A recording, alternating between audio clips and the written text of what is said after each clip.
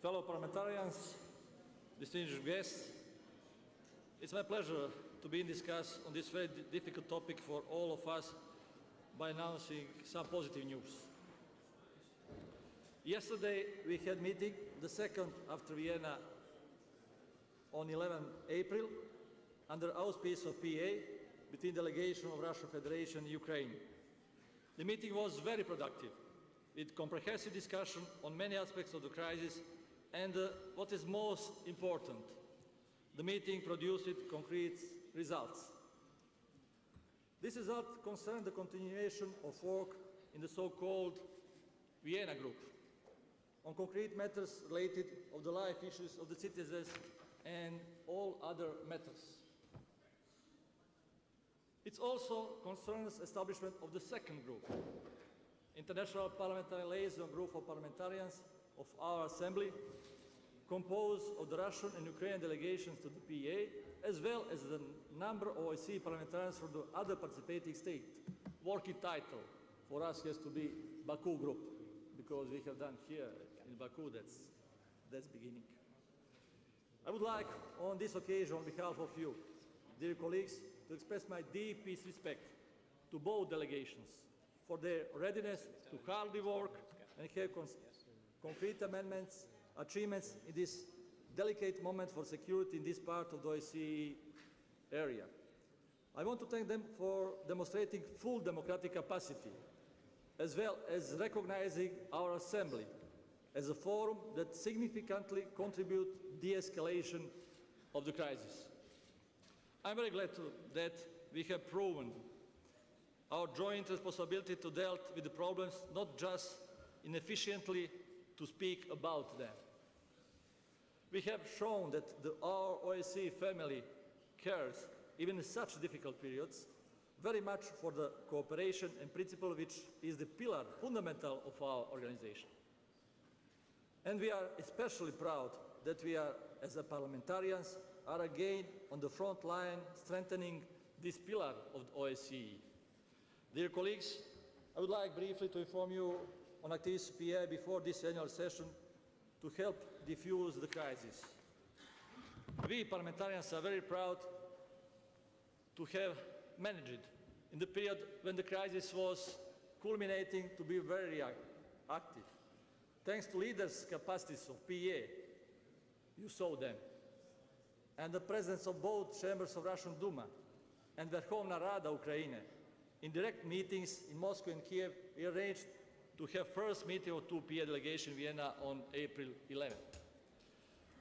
When we clarified shown that the parliamentary diplomacy can be breached even in the period of overwhelming mistrust and confrontations. The Parliamentary Assembly missions to observe the presidential elections in Ukraine was one of the largest and most ambitious. It was a success thanks to our parliamentarians who lent their expertise, credibility and visibility to the crucial work of observation. Over the 100 MPs from this assembly traveled to the north, south, east and west of Ukraine. Special thanks to our parliamentarians and our staff for successfully accomplish this hard mission. Dear colleagues, as I already said, this crisis put on the interpretation of Helsinki principles, which have been seriously challenged. The situation in the East Ukraine is still uncertain. Fighting in the eastern areas has claimed hundreds of lives. The use of heavy weaponry has made a terrible toll on the people and their cities. And there are more victims of this fighting, displaced people and refugees, the number into the thousands. The security of fundamental freedom of those populations have been tragically interrupted. Let me say that each day that passes without peaceful resolution of the conflict challenges undermines the very principle of our organization. This is why we have to act urgently. We express concern that the ceasefire initiated by President Poroshenko on the 20th of June has not been extended. That was the first way to step, and as a reflection of this, we had release of the OSCE monitors who have been detained in eastern Ukraine simply for doing their job as impartial observers. It is of utmost importance to stop the conflict because that is the precondition to be fully committed to find a lasting and sustainable resolution for this crisis. Fellow parliamentarians, parliamentary diplomacy, thanks to our achievements, is getting its full visibility.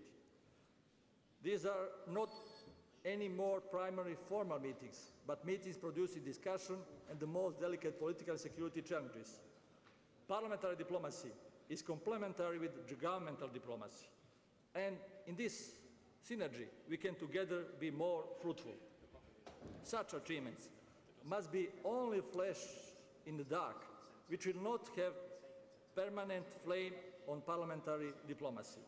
We have brought hope and commitment ourselves to be with Ukrainian citizens all the way until the country restores full stability and peace. Parliament has shown political wisdom and readiness to take the risk. We are elected by people to take risk of the crisis on our shoulders, and doing so to enable our citizens less crisis in their lives. But while the parliaments are lacking enough resources to fully monitor such complex processes, our results will be limited on our short terms. This Assembly has no bigger priority than dealing with protracted conflicts in the other words with the Ukrainian crisis, as its most difficult manifest today. Thank you for your attention, dear colleagues.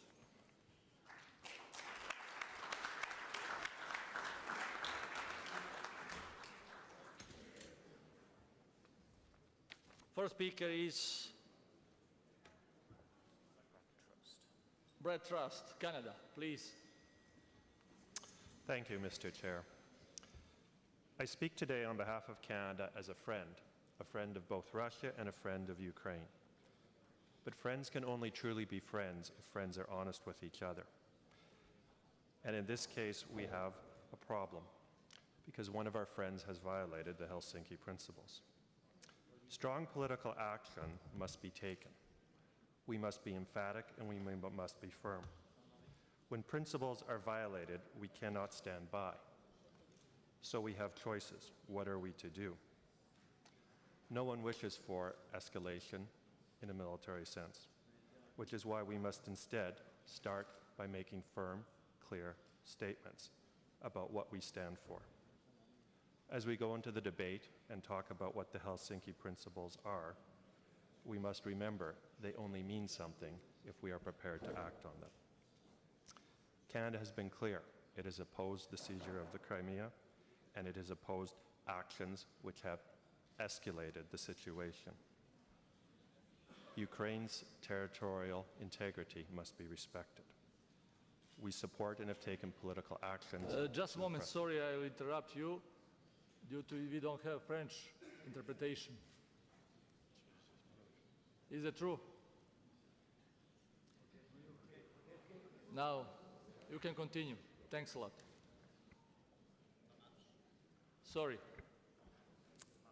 Well, thank you, Mr. Chair. I will then just conclude by saying, inaction is an abandonment of our principles. We must act and we must be clear. We must support the Ukraine in the protection of its territorial integrity.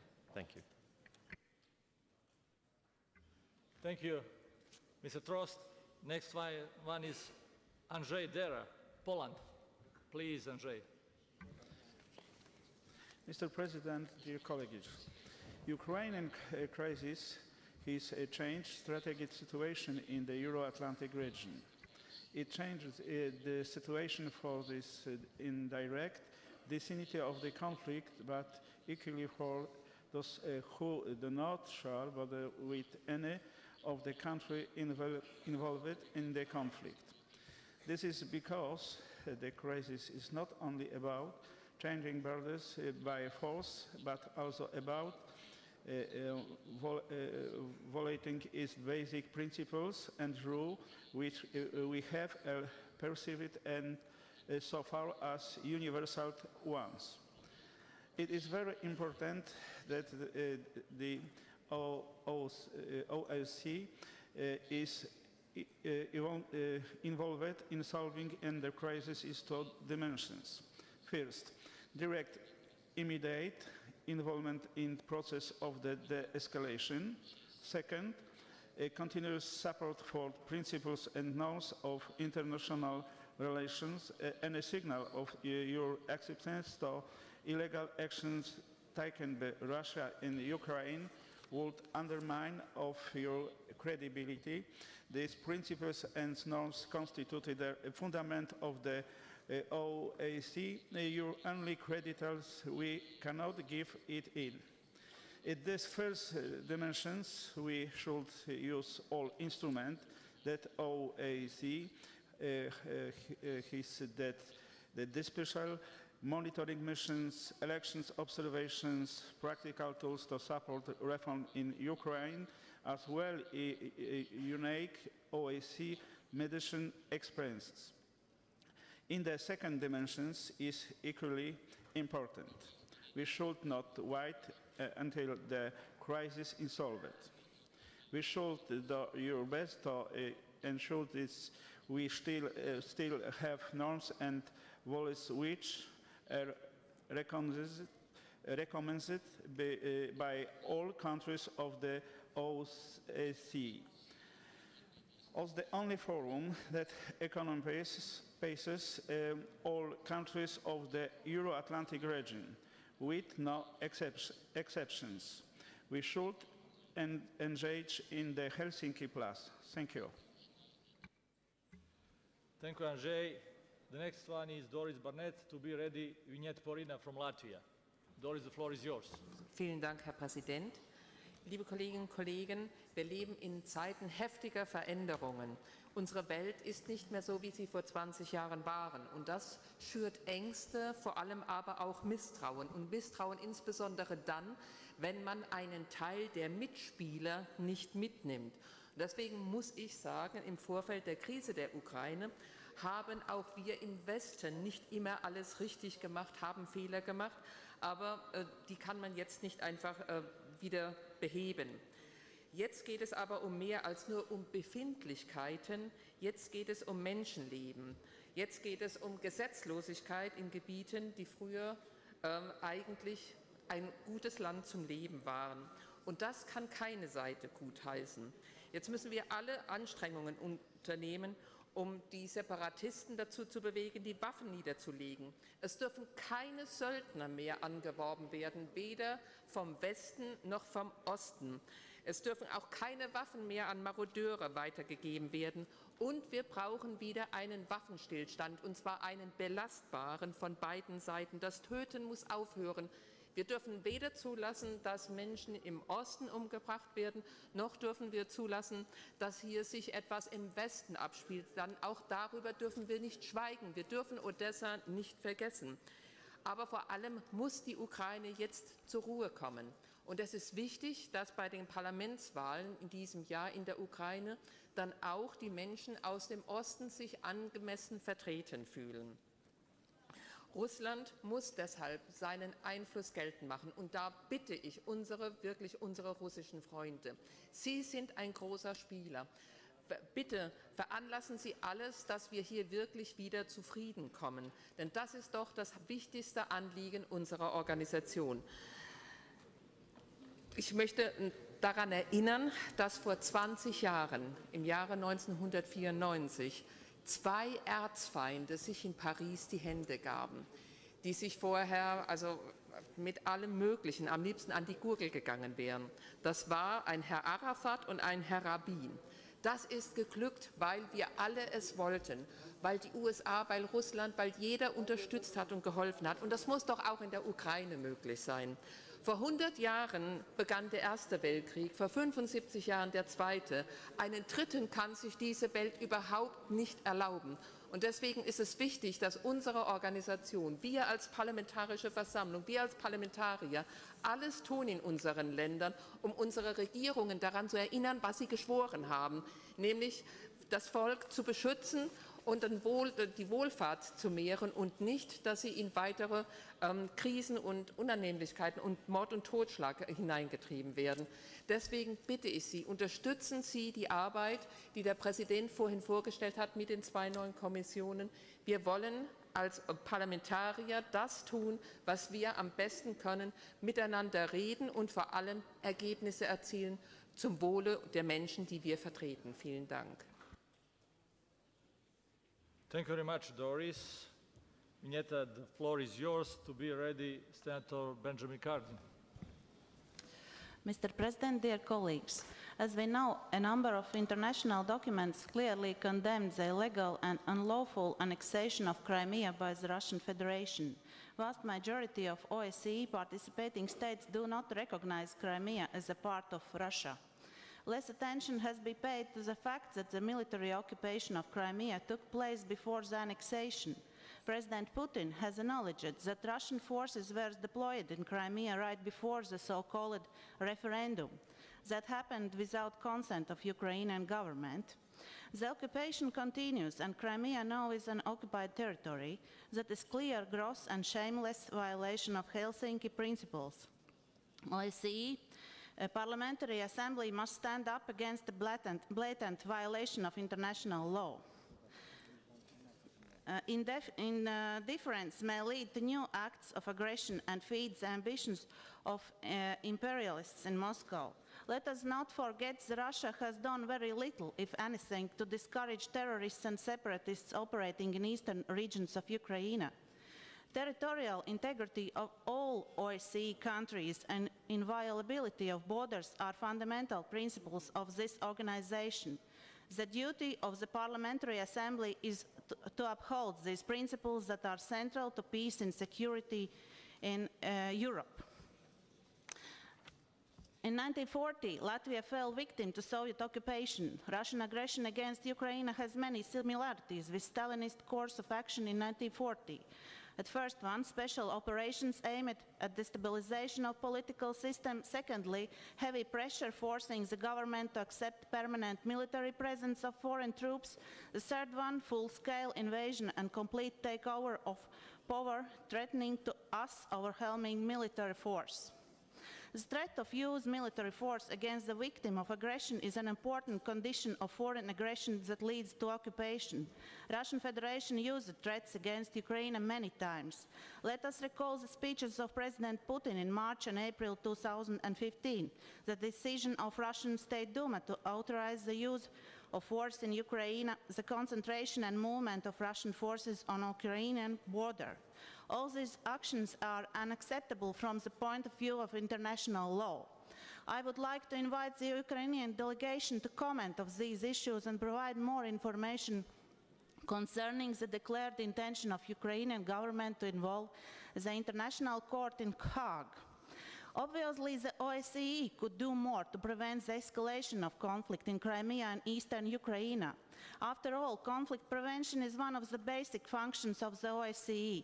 It remains unclear why OSCE High Commissioner of National Minorities, Ms. Astrid Thors, and her predecessor, Mr. Knut Vollebæk, never paid attention to tensions and the risk of conflict in these regions and of conflict against other ethnicities in Russia and aggression to other ethnicities, what raises in Russia.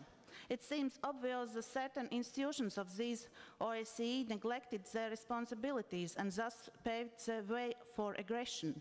Why did the High Commissioner National Minorities fail to detect the tension in parts of Ukraine?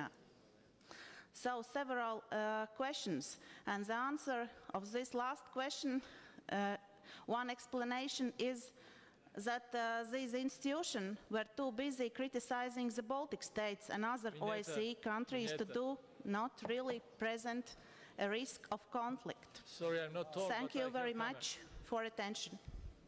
Thank you very much, Vignetta. Senator Cardin, the floor is yours. The next one will be Bahar Muradova. Mr. President, thank you very much. One of our participating states, Ukraine, is being challenged, and we must speak.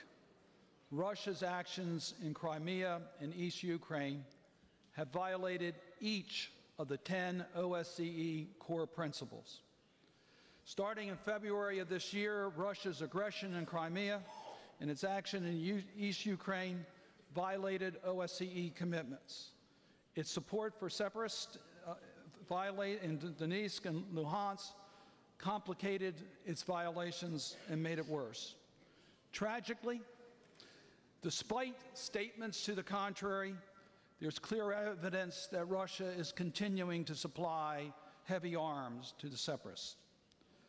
OSCE has played a very positive role, and I congratulate our organization for the role that we've played. And it's been at risk. As you know, our special representatives have been detained illegally, and their safety was put at risk. And as you've pointed out, hundreds have lost their lives, including most recently a Russian journalist. That's tragic. As it's been pointed out, this is not the first time that we've seen this type of aggression. And in previous Parliamentary Assembly meetings, we have spoken out. The stakes are high. The people of Moldova and the Baltics and elsewhere are watching the response to what Russia is doing in Ukraine. If brute force is allowed to effectively determine territorial issues, it's grave risk from Europe to the South China Seas. So, Mr. Chairman, I applaud the efforts that you've made. Yes, we would want, under core principles of OSCE, a peaceful settlement of these issues, but it's clear in Baku that we must speak, and we must speak very decisively. Thank you very much, Senator Cardin. Madam Muradova, please, the floor is yours. Next one is Alexander Stoyan, Ukraine. Please. Teşekkür ederim. Biz Helsinki Yekun Aktı prinsiplərinin pozulmasından danışırıq və hesab edirəm ki, hər kəs bununla bağlı çox ciddi narahatdır. Və biz narahatlığımızı 22 ildir ifadə edirik və çox təəssüf ki, bu illər ərzində beynəlxalq təşkilatların, o cümlədən ATƏT Parlament Assambleyasının və bütövlükdə ATƏT-in bu məsələ ilə əlaqədar baş vermiş hadisələri qətiyyətlə pisləməməsi və yerinə yetirilməsi mümkün olan sənədlərin qəbul edilməməsi Avropada yeni bölünmələrin yaranmasına şərait yaradıb, yeni konfliktlərin meydana gəlməsinə şərait yaradıb. Və biz bugün konfliktin nəticələrini, çox pis nəticələrini müzakirə etmək məcburiyyətində qalmışıq.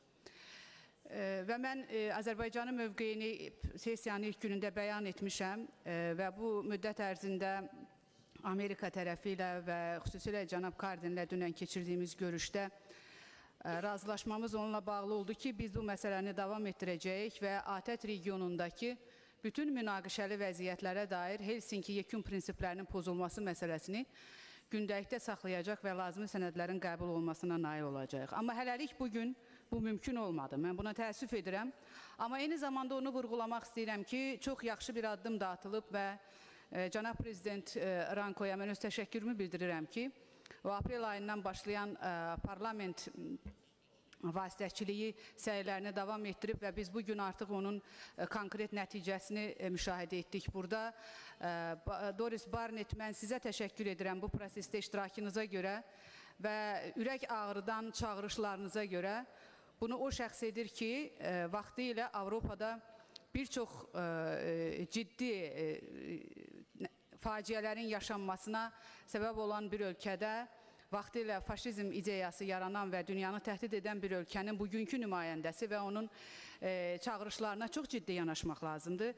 Və mən Bakı prosesinin başlanmasından bir balaca ümidlənirəm, amma eyni zamanda çox istərdim ki, Bakı qrupu adlanan bu qrupun taleyi Minsk prosesi ilə başlayan Minsk qrupunun taleyinə bənzəməsin. Və biz bu başlanan prosesi çox qısa müddətdə başa çatdıra bilək. Ən azı ona görə ki, mən iki qardaş xalqın bir-birinə düşmən olmasına gətirib çıxaran belə prosesləri müşahidə etmək istəmirəm. O mənada ki, biz artıq neçə illərdir belə prosesləri müşahidə etməkdəyik və bu müşahidəçilik sadəcə bizim bizi biganəliyə, laqeydliyə, bəzi hallarda belə konfliktlərə qarşı bir immunitet formalaşmasına gətirib çıxarıb ki, biz bəzən belə hallardan təsirlənmirik. Ona görə də mən Avropada əlavə bölünmələrin qarşısının alınması istiqamətində səylərimizi davam etdirmək və bugün burada bünövrəsi qoyulan Bakı prosesinin, Bakı qrupunun işinə töhfə vermək naminə çağırış etmək istəyirəm həmkarlarıma. Azərbaycan tərəfi olaraq biz bu prosesdə yaxından iştirak etmək niyyətindəyik. Biz Ukraynanın ərazi bütövlüyünü dəstəkləyirik. Eyni zamanda bu problemin sülh yolu ilə aradan qaldırılması və danışıqlar yolu ilə aradan qaldırılmasını dəstəkləyirik və ilk addımın biz burada şahidi olduq. Mən çox arzu edərdim ki, cənab Krivakapiç, nə müddətə bu baş verəcək bilmirəm, amma çox istərdim ki, siz özünüz yenidən belə bir təqdimatla çıxış edəydiniz növbəti Cenevrədə keçiriləcək konferansda ən azı Ukraynada baş verən hadisələrə son qoyulmasını özündə əks etdirən sənədə qoyduğunuz imza ilə və bugün bu sənədə imza atan şəxslərin bu problemə son qoyulduğu barədə imzası olan bir sənədi görmək istərdik və mən həmkarlarımı çağırıram məhz bu prosesə xidmət edən çıxışlar etməyə, tərəflər arasında münaqişəni gərginləşdirməyə yox. Təşəkkür edirəm diqqətinizə görə. Thank you very much. Bahar, as I told, next one is Mr. Alexander Stoin, and after him, Ms. Kristina Mutonen from Austria. Please, Alexander, the floor is yours. Уважаемые коллеги, хочу поблагодарить вас за то, что вы сегодня уделяете так много внимания моему государству, Украине, и рассматриваете очень больной для нас вопрос. Вы знаете, еще год назад, наверное, никто в этом зале и не предполагал, что возможно такое обсуждение, как вторжение России на территорию Украины.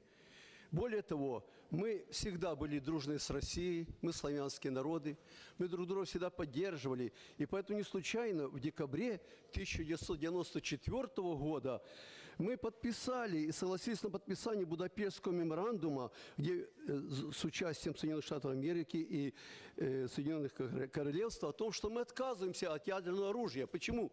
Потому что мы верили в то, что всегда Россия нас поддержит и защитит. И сегодня хочу откровенно сказать, только потому, что Россия поддерживает сепаратистов, возможны те действия, которые происходят у нас на Юго-Востоке. Поверьте мне, если бы не было поддержки вооружения, если бы не было поддержки финансами, если бы не было информационной поддержки, когда сепаратистов, когда явных бандитов, которые, к сожалению, есть на Донбассе, выдают за героев, за защитников интересов Донбасса, вот это все больше и больше воодушевляет тех людей, которые борются против Украины. Мы хотим мира. И мы просим вас, уважаемые коллеги, парламентарии России, я к вам обращаюсь, обратитесь к президенту Путину. Что нам нужно сегодня? Во-первых, прекратить поставку оружия. Во-вторых, прекратить поставку финансов. В-третьих, прекратить информационную поддержку и делать с этих бандитов, сепаратистов, делать героев. Мы сами разберемся в своем государстве. У нас есть проблемы экономические, социальные, но мы знаем, как их решить. Не нужно вмешиваться в внутренние дела нашего государства. Мы большая держава. Мы хотим сотрудничать со всеми, и прежде всего с нашим соседом, с Россией. Так давайте же сегодня решим проблему такую, чтобы больше не было со стороны вмешательства в наше государство. Потому что вмешательство во внутренние дела Украины – это не только дела Украины, это безопасность Европы и, может, всего мира. Я прошу вас, уважаемые коллеги, поддержать ту резолюцию, которая сегодня есть. Она объективна, и она направлена на то, чтобы урегулировать вопрос, который сегодня есть. Благодарю за внимание. Alexander.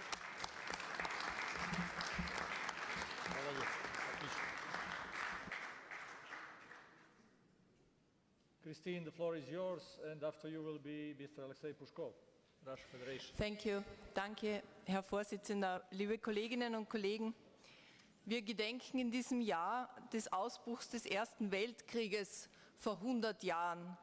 Und am 6. Juni haben wir der Landung der Alliierten in der Normandie gedacht.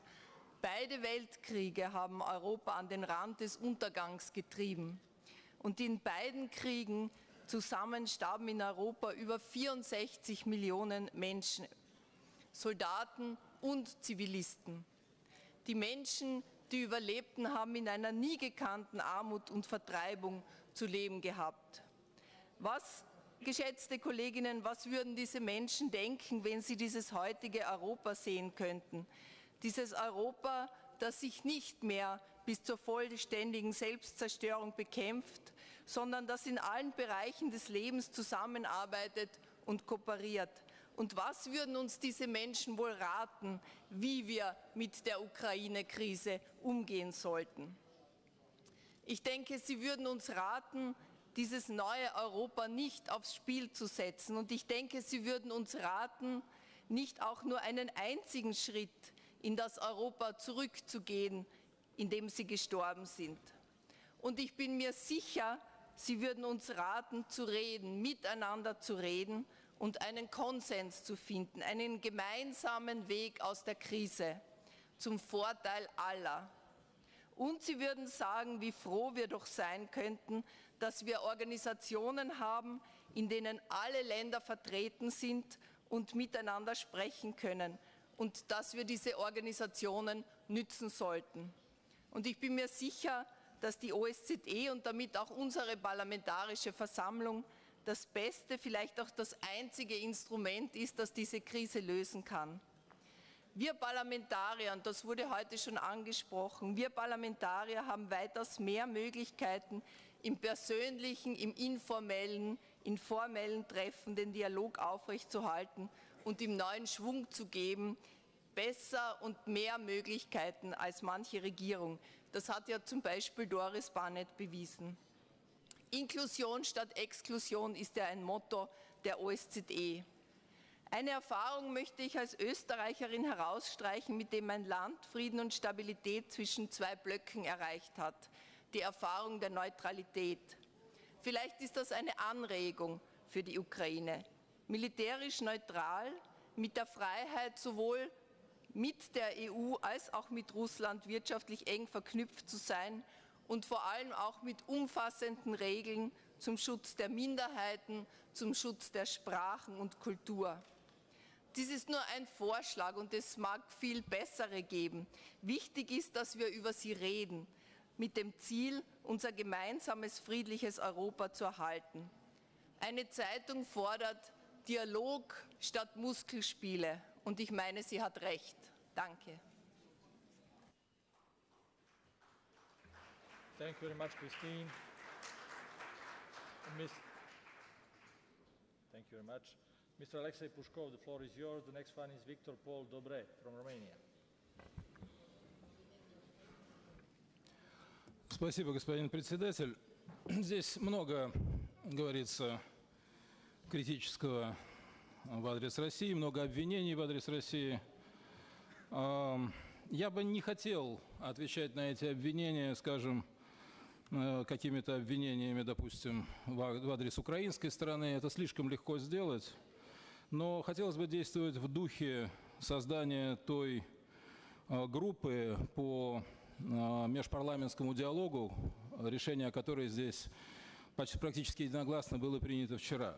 И поэтому я воздержусь от критики действий украинской стороны, поскольку считаю, что мы сейчас должны делать ставку на поиск путей сближения, а не на подчеркивание различий и разногласий.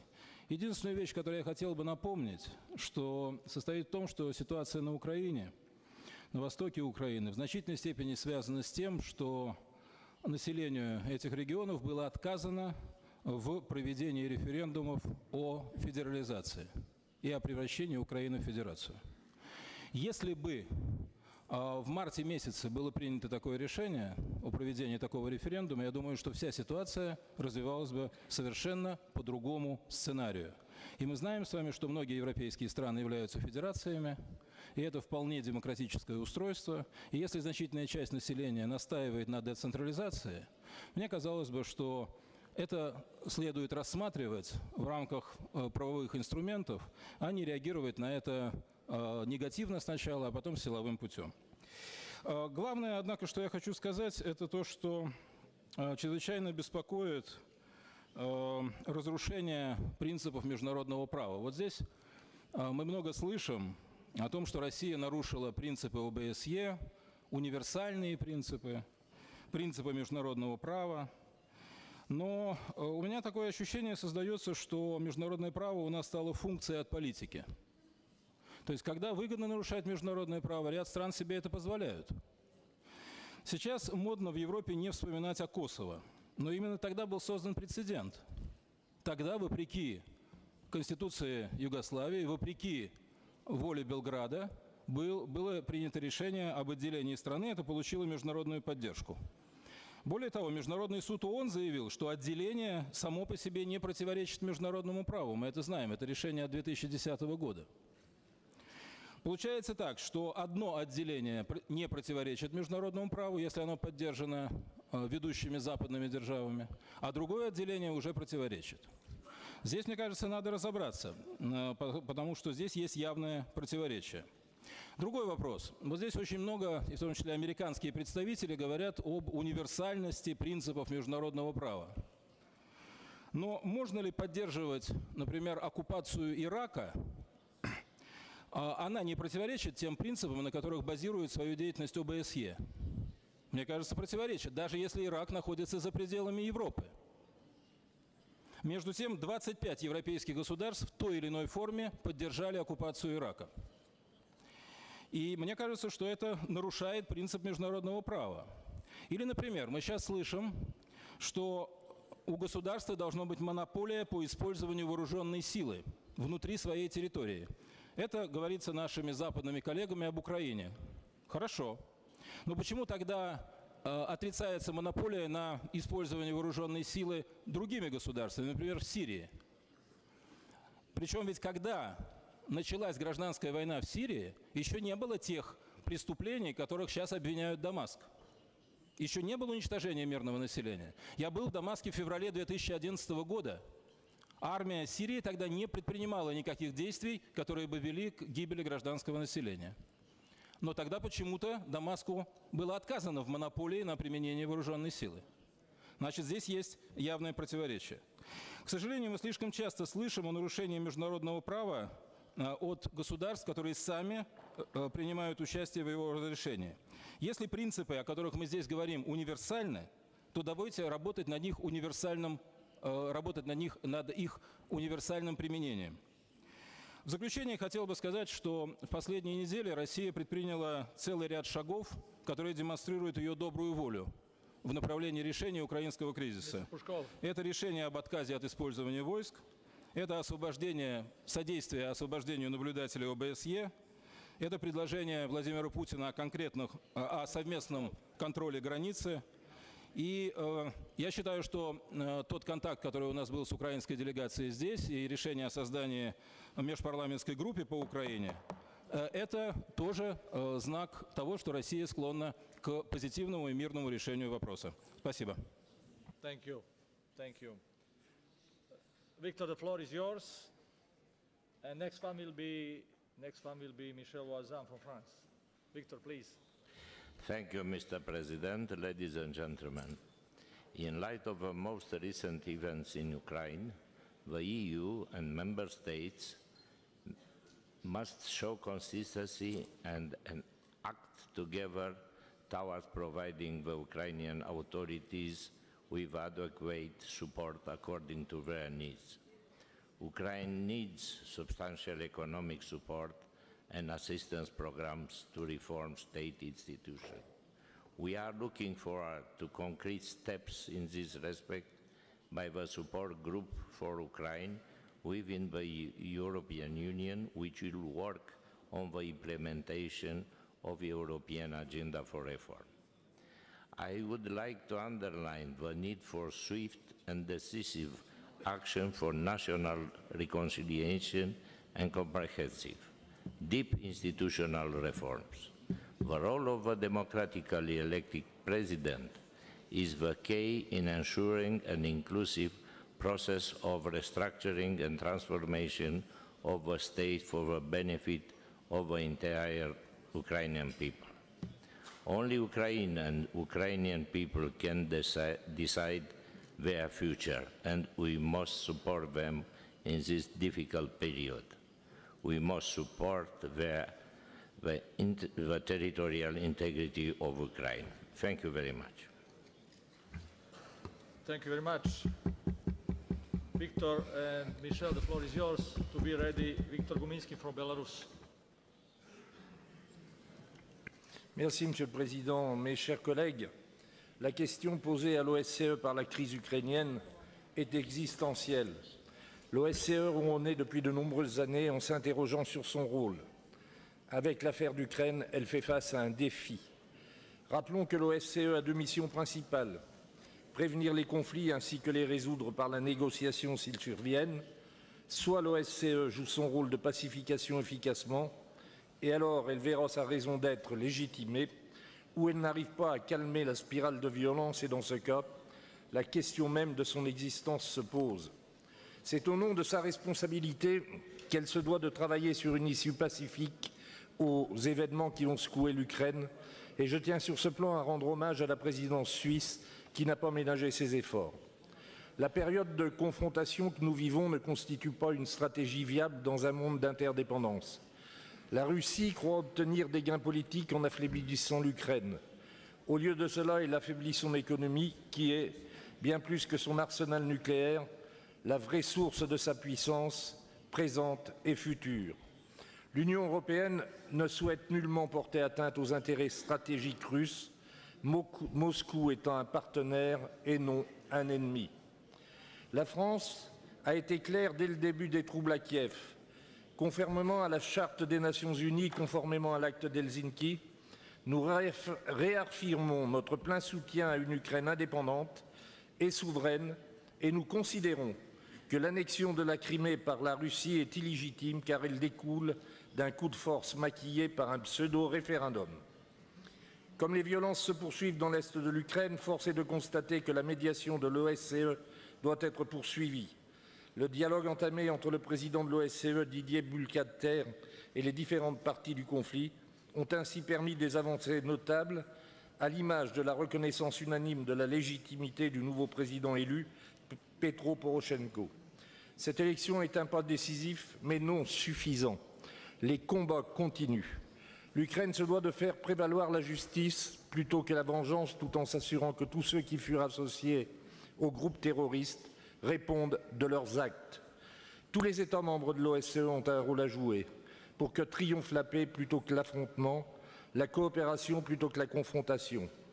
Mes chers collègues, nous avons déjà tenu un débat similaire lors de la réunion de la commission permanente à Copenhague. Nous avions le souhait de maintenir une Europe apaisée et pacifique. La fin de la bipolarisation fut une avancée majeure, puisque le nombre de conflits a baissé de presque moitié. Or, le retour de la guerre froide ou d'une guerre tiède, ou encore d'un climat de méfiance perpétuelle serait un très mauvais signal pour la communauté internationale.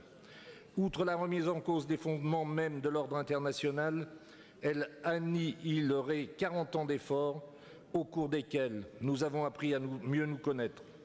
2014 est certes un anniversaire pour l'OSCE, mais il s'agit aussi du centenaire de la Première Guerre mondiale. Allemands, Russes, Britanniques, Autrichiens, Italiens, Belges, Américains, Canadiens, Néerlandais, Turcs, et la liste est loin d'être complète, nous avons payé un prix élevé en vie humaine pour que nous fassions preuve de détermination, mais aussi de sagesse dans l'affaire ukrainienne. Je vous remercie. Thank you very much, Michel. As I announce Mr. Viktor Gubinski, and to be ready, João Soares from Portugal, everybody knows. Уважаемый господин председатель, уважаемые коллеги, в Беларуси также глубоко озабочены трагическим развитием событий в Украине, которая является не просто нашим близким соседом и партнером. Это братский для нас народ, и этим сказано все. Приветствуем усилия ОБСЕ и нашей Ассамблеи, направленные на содействие урегулированию кризиса. Беларусь выступает за прекращение насилия и скорейшую нормализацию ситуации в Украине в интересах всех граждан страны, мира и стабильности в регионе. Вместе с тем считаем, что предложенный проект резолюции, которую нам сегодня предстоит рассмотреть, вряд ли станет вкладом Ассамблеи в деэскалацию ситуации в Украине и вокруг нее. Вместо поиска ответа на вопрос, что делать, нам предлагается дать ответ на вопрос, кто виноват. При этом ответ этот носит явно предвзятый односторонний характер и явно не соответствует действительности. Инициативами и резолюциями такого рода добиться деэскалации ситуации в Украине не удастся. Более того, они подрывают единство Европы, не способствуют укреплению безопасности и сотрудничества на нашем континенте. На наш взгляд, нужны не резолюции, а открытый и взаимоуважительный диалог. Надеемся на продолжение такого диалога, в том числе в формате межпарламентской группы по Украине, теперь уже Бакинской группы, решение которой мы вчера приняли. И я в этом поддерживаю свою коллегу госпожу Мурадову и всех своих коллег, кто призывал именно к этому. Благодарю за внимание. Thank you very much, Victor. Joao, the floor is yours. Next one is Ike Canero. Thank you, President Ranko Kivokapik. I signed Ben Carden's resolution, as I will sign until I'm here all resolutions presented by Ben Carden, a congressman, a senator of the United States that I admire very much for the work he has done in his country and here in our OSCE-PA. But I have to underline also that we are celebrating the 40 years of Helsinki Final Act. You, Mr. President, took the initiative under the proposal of our Secretary General, Spencer Oliver. And Helsinki Final Act is our act of being born. It was the first real step to end Cold War. And there is something that is clear for me after all these 40 years, is that we should not return to Cold War. We should not return to the logic of thinking of Cold War to face problems that are completely new. And it's very easy to blame, only to blame Russian Federation. But this is Cold War style of approach. Of course, there are things to be blamed, but that's not a way, from my humble point of view, to face the difficulties that we are facing in this Ukrainian crisis. Of course, we are all, and that's one of the main steps of Helsinki Final Acts, for the integrity of borders, but we also are all for the balance between integrity of borders and self-determination. We have had a lot of new countries that were born and that violated the integrity of former borders, especially in the Balkans and in the former Soviet Union territory. So we have to approach prudently. You nominated me, President Ranko Krivokapik, me, Ika Kanerva, and I went there with the Secretary General. We went to Odessa 2 days after 50 people were killed. 50 people that were pro-Russian and were killed by the pro-Kiev people. So the approach of the Cold War to think in a difficult situation like that, and we went the day before the elections, we went to Odessa, or to Donetsk, which was not an easy trip. But for us, it was a point of honor to be in the places where it was difficult.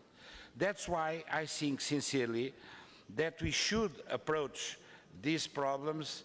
The Ukrainian crisis started to be, and the Maidan process, an Ukrainian political internal problem. It was a movement of the students that started as a movement of the students against the corruption of the political system, and that was still not faced. Of course we had elections. Of course we are proud that the presidential elections turned very well, and we were observing them very carefully, as I said.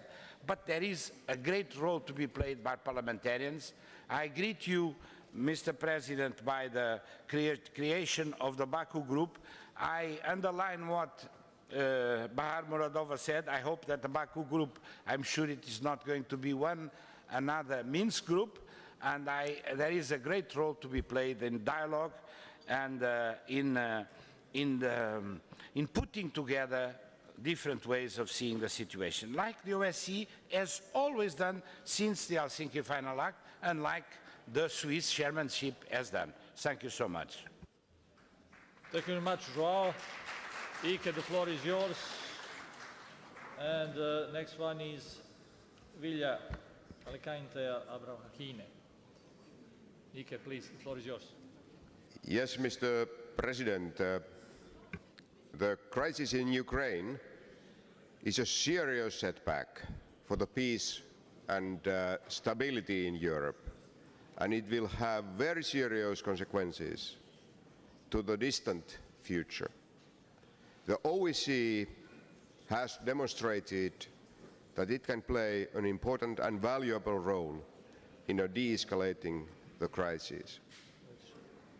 Our contacts and work carried out by the Parliamentary Assembly have been very valuable, and we can say that we are back in the business. The election monitoring mission of our Assembly in Ukraine in May is an excellent example of how our Assembly can support the process of reconciliation and the political dialogue inside the Ukraine. The next step will be the parliamentary elections, which are scheduled to take place in Ukraine in October this year.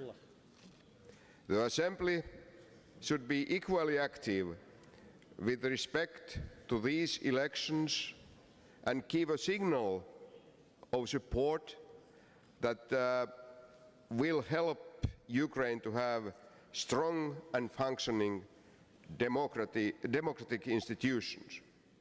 Mr. President, yesterday the political committee adopted a resolution in which we decided to create an international parliamentary liaison group to support the rehabilitation process and support the country out of crisis. Our Assembly needs to be active and constructive in this issue and also seek to support peaceful settlement through prevent measures and political dialogue in general. Thanks to the resolution of yesterday, now we have the window of opportunity. President Prohorenko has received a strong mandate to advance reforms and turn Ukraine into a modern and democratic country its citizens call for. A country where different identities, minorities, and others will be acknowledged and respected. As a step forward that I look forward once again, as mentioned before, to the continuation of an inclusive Ukrainian-led of national dialogue with the participation of all relevant stakeholders in all regions of Ukraine and support by the OSCE. At the OSCE we have a toolbox at our disposal with a variety of mechanisms and instruments devised to be used in situations like the one we are currently facing. Our experts are on ground right now. It's essential that they are able to conduct their work which aims at de-escalating the situation and creating clarity. Moreover, more cooperation is needed between the parliamentary and the intergovernmental parts of the OSCE. And Mr. President, I would like to emphasize Finland's very strong and clear support to Ukrainians' territorial integrity, sovereignty and political unity, to take opportunity to call upon all to respect these fundamental principles of ours. Thank you very much. Thank you very much, Ike. Vilja, the floor is yours. And next one is Abdullah Kaliskan from Turkey. Vilja, please. Dear colleagues, I am not going to speak about good and bad fellows here. I will rather tell you about one big fellow who wants to keep his wife while beating her every day. Yes, it's about Russia and Ukraine. Of course, I don't think they are like spouses married forever. But what our big fellow really strives to achieve, the only thing that he could get is to make run away from him. During the security days in Vienna, Mr. Igor Ivanov, the former Minister of Foreign Affairs of Russia, the same who signed the Istanbul Declaration of 1999, said he couldn't understand why the Baltic countries have joined the NATO. Today, after the invasion, occupation, and annexation of Crimea by Russia, every mentally healthy Lithuanian, Latvian, or Estonian can only say how right and proper was the step made 10 years ago, and how horrifying the reality could be for us now if we hadn't made so. The declared intention of the Russian leader to recollect so-called Russian territories speaks for itself. If the number of countries choosing NATO membership increases, it will be no surprise. But the question is, if that is the original goal of the Russian authorities, budgets for defense of the NATO countries will be increased, defense forces strengthened. Is this the real task of Kremlin? Recently, we have heard threatening towards Ukraine by Russian authorities and by Gazprom about their readiness to punish even the states of the EU, customers of Gazprom, which would be trying to rescue Ukraine by providing it with natural gas by reverse. What type of new energy Golodomor is being prepared for the Ukrainian economy and its people? I cordially address our Russian colleagues with an appeal to do everything possible to change the policy of revenge and destruction, and to quit the old-fashioned imperialistic ideology. Countries that openly ignore existing international agreements disrupt mutual trust, which is a critical precondition and the essence of cooperation.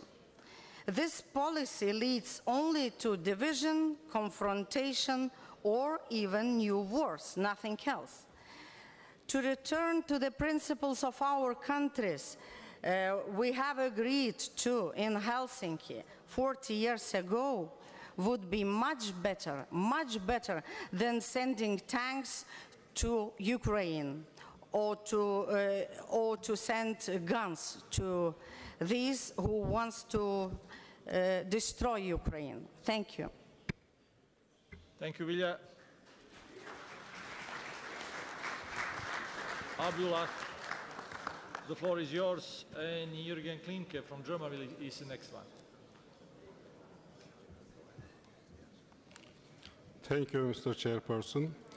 Distinguished Assembly members, at the outset, I would like to reiterate our conviction that a meaningful and participatory dialogue reaching out to all segments of Ukrainian society and to all of the country's regions will provide for the soundest foundation of tomorrow's Ukraine.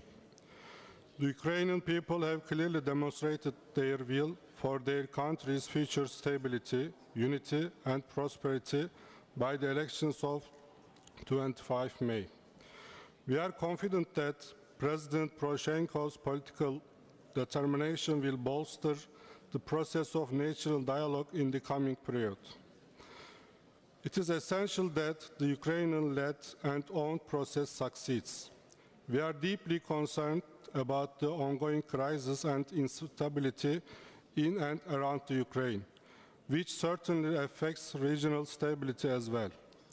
I have to underline that the crisis in Ukraine, including the de facto situation in Crimea, and which is illegitimate, should be settled through diplomatic means while respecting territorial integrity, sovereignty, and political unity of Ukraine.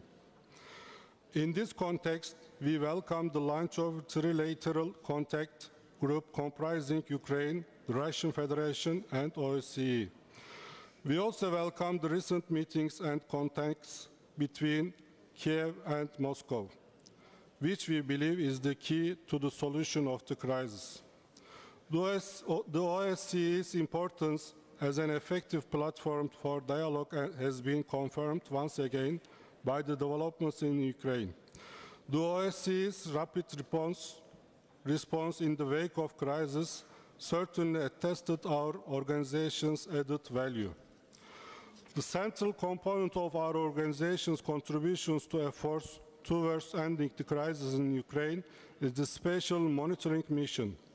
Chief Monitoring Ambassador Apakan, a respected Turkish diplomat, is working hard to carry out the mission's mandate. I wish to underline that the mission requires unhindered access to all regions of the country and all groups of the Ukrainian population if it is to fully discharge its mandate. This is not possible, however, while the safety and security of some monitors remains under threat.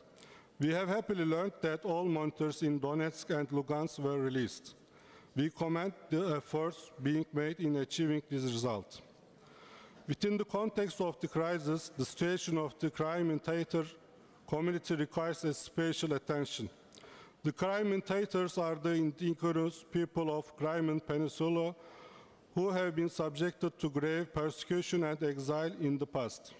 A significant segment of the Turkish population has Crimean Tatar roots, and they follow the situation in Crimea with deep concern. Their fundamental freedoms is of utmost importance to Turkey, and we will do whatever possible to ensure this. The crisis in Ukraine has been an unpleasant reminder that peace and security in Europe cannot be taken for granted. We should therefore continue to preserve peace through cooperative efforts, and the OSCE has an important role to play in this regard. Thank you. Thank you very much, Abdullah. As I announced, next one is Jürgen Klinke. Jürgen, the floor is yours, and after you, Herr Präsident, liebe Kolleginnen und Kollegen, wir alle wissen, dass es in der Politik Entscheidungen eines Staates gibt, die die internationale Gemeinschaft nicht ungeahndet lassen kann. Wir alle wissen, dass die Annexion der Krim durch Russland und das sogenannte Referendum keiner internationalen Normen entspricht und auch nicht den Normen, die Russland selbst ratifiziert hat. Die russische Verantwortung für die kritische Lage wird von der Weltgemeinschaft klar gesehen. Das zeigt sich auch darin, dass es in der UN-Vollversammlung eine Resolution zur Ukraine von 100 Staaten gegeben hat, die unterstützt wurden. Meine Damen und Herren, dass Russland faktisch allein in diesem Konflikt steht, macht deutlich, dass wir es nicht mit einem neuen Kalten Krieg zu tun haben. Damals war die Welt in zwei unterschiedliche ideologisch aufgeladene Machtblöcke aufgeteilt. Wir haben es heute vielmehr mit einem Russland zu tun, das sich in eine selbstgewählte Isolation begibt und das Kapitel der Öffnung zum Westen vielleicht zunächst einmal abgeschlossen hat. Dass Russland diesen Weg gehen will, hat sicherlich auch mit den Fehlern der westlichen Gemeinschaft zu tun, auch damit, dass man zwischenzeitlich auf russische Interessen und Anliegen etwas zu wenig Rücksicht genommen hat. Deshalb ist es heute umso wichtiger aufzuzeigen, dass die Tür geöffnet ist, dass Gesprächsfäden nicht abreißen, dass internationale Organisationen unter Einschluss Russlands an Konfliktlösungen arbeiten, und wir sind eine solche Organisation. Meine Damen und Herren, und es ist wichtig, dass auch Russland nach den ersten positiven Schritten weiter am Zuge bleibt, am positiven Zuge bleibt. Dazu gehört vor allen Dingen wirksam zu verhindern, dass Separatisten von russischer Seite mit Waffen unterstützt werden oder gar von russischer Seite ausgebildet und gelenkt werden. Dazu gehört, dass beim Streit ums Gas eine realistische Lösung mit Augenmaß gefunden wird. Und dazu gehört auch, dass es keine Eskalation in weiteren möglicherweise betroffenen Ländern geben soll. Meine Damen und Herren, vor 100 Jahren, ist mehrfach gesagt worden, brach der Erste Weltkrieg aus. Historische Studien belegen, wie die Diplomatie versagte, wie trotz einiger Bemühungen die Eskalation nicht aufgefangen wurde und wie die Regierungen in den Krieg schlitterten. Ein solches Ereignis erwartet uns heute in Europa nicht. Aber auch jetzt kann die Lage in einem Maße eskalieren, dass Verhandlungen erschwert und gemeinsame Ziele ausgeblendet werden. Es ist jetzt der richtige Zeitpunkt, auch von uns, dies zu verhindern. Deshalb bin ich dafür, dass die Türen für konstruktive Verhandlungen auch jetzt in schwierigen Zeiten geöffnet bleiben. Und dafür haben wir auch eine Verantwortung. Danke sehr. Thank you very much, Jürgen. As announced, Ivana Dobesova is the next one. After her is Mr. Maltais from Canada. Ivana, please. Thank you, Mr. President, for the floor. Ladies and gentlemen, as a member of the Czech delegation, I would like to express my opinion on the situation in Ukraine. I come from a country where, before the Second World War, in the last century, a part of our area was annexed by another country. So we are very sensitive to every act like this anywhere in the world. We realize from time to time that somewhere in the world there are parts of an area which belong to a sovereign country, yet are annexed to someone else. We know the history about Nagorno-Karabakh, and a few months ago we witnessed the separation of Crimea from Ukraine and its incorporation to the Russian Federation. The Parliament of Czech Republic, especially the Chamber of Deputies, has strongly condemned the activities of the separatists in Ukraine and refused to recognize the separation of Crimea from Ukraine.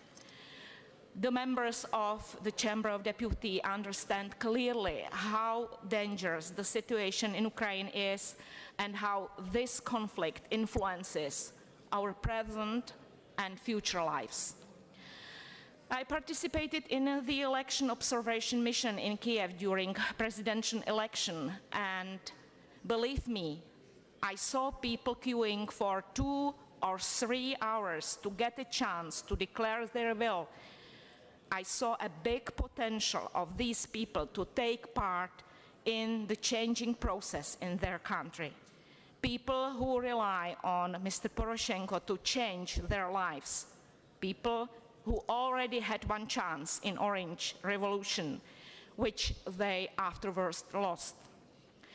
I hope that President Poroshenko will be able to use this potential for realizing his peace plan, which he presented at the plenary session of the Council of Europe on Thursday last week, because everybody understands that the longer the conflict remains unsolved, the harder the situation becomes.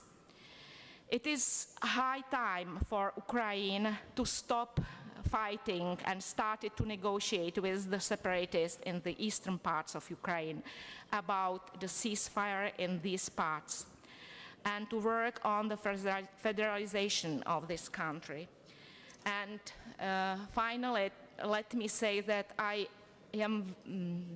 very appreciate the Saturday speech of Mr. Naryshkin, Speaker of the State Duma of the Russian Federation, who expressed the will to help Ukraine solve this situation. I only hope that these words weren't empty promises. Thank you for attention. Thank you, Ivana.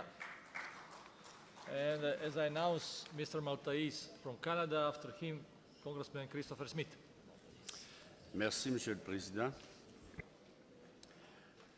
Le Canada est très sensible à la situation de l'Ukraine. Il faut se rappeler que l'histoire du Canada comporte une très grande communauté ukrainienne chez nous qui ont contribué à bâtir et à faire évoluer notre pays. Effectivement, lors de la crise de l'Ukraine, le gouvernement canadien et le peuple canadien ont été les premiers à reconnaître et à condamner la situation en Ukraine. Bien sûr, avec les partenaires du G7, le Canada a exhorté la Russie à reconnaître les résultats de l'élection présidentielle du 25 mai, à achever le retrait de ses forces militaires à la frontière ukrainienne et les remplacer par des négociateurs. Vous savez une chose, on a une très grande responsabilité aujourd'hui ici. On doit faire respecter un pays, son intégrité, sa population. Et en plus, nous devons l'aider à se rebâtir, de se sortir de la crise existentielle dans laquelle il est placé, un peu malgré lui et beaucoup malgré lui. L'histoire se répète. L'histoire nous dit que tous les peuples qui ont été des peuples agresseurs, l'histoire les a sanctionnés sévèrement Est-ce qu'on peut éviter cette sanction aujourd'hui?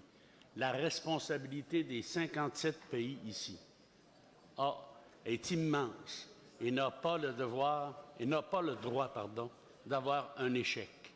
Je convie donc tous les parlementaires ici de tous ces pays-là d'éviter de continuer d'entretenir cette crise ukrainienne.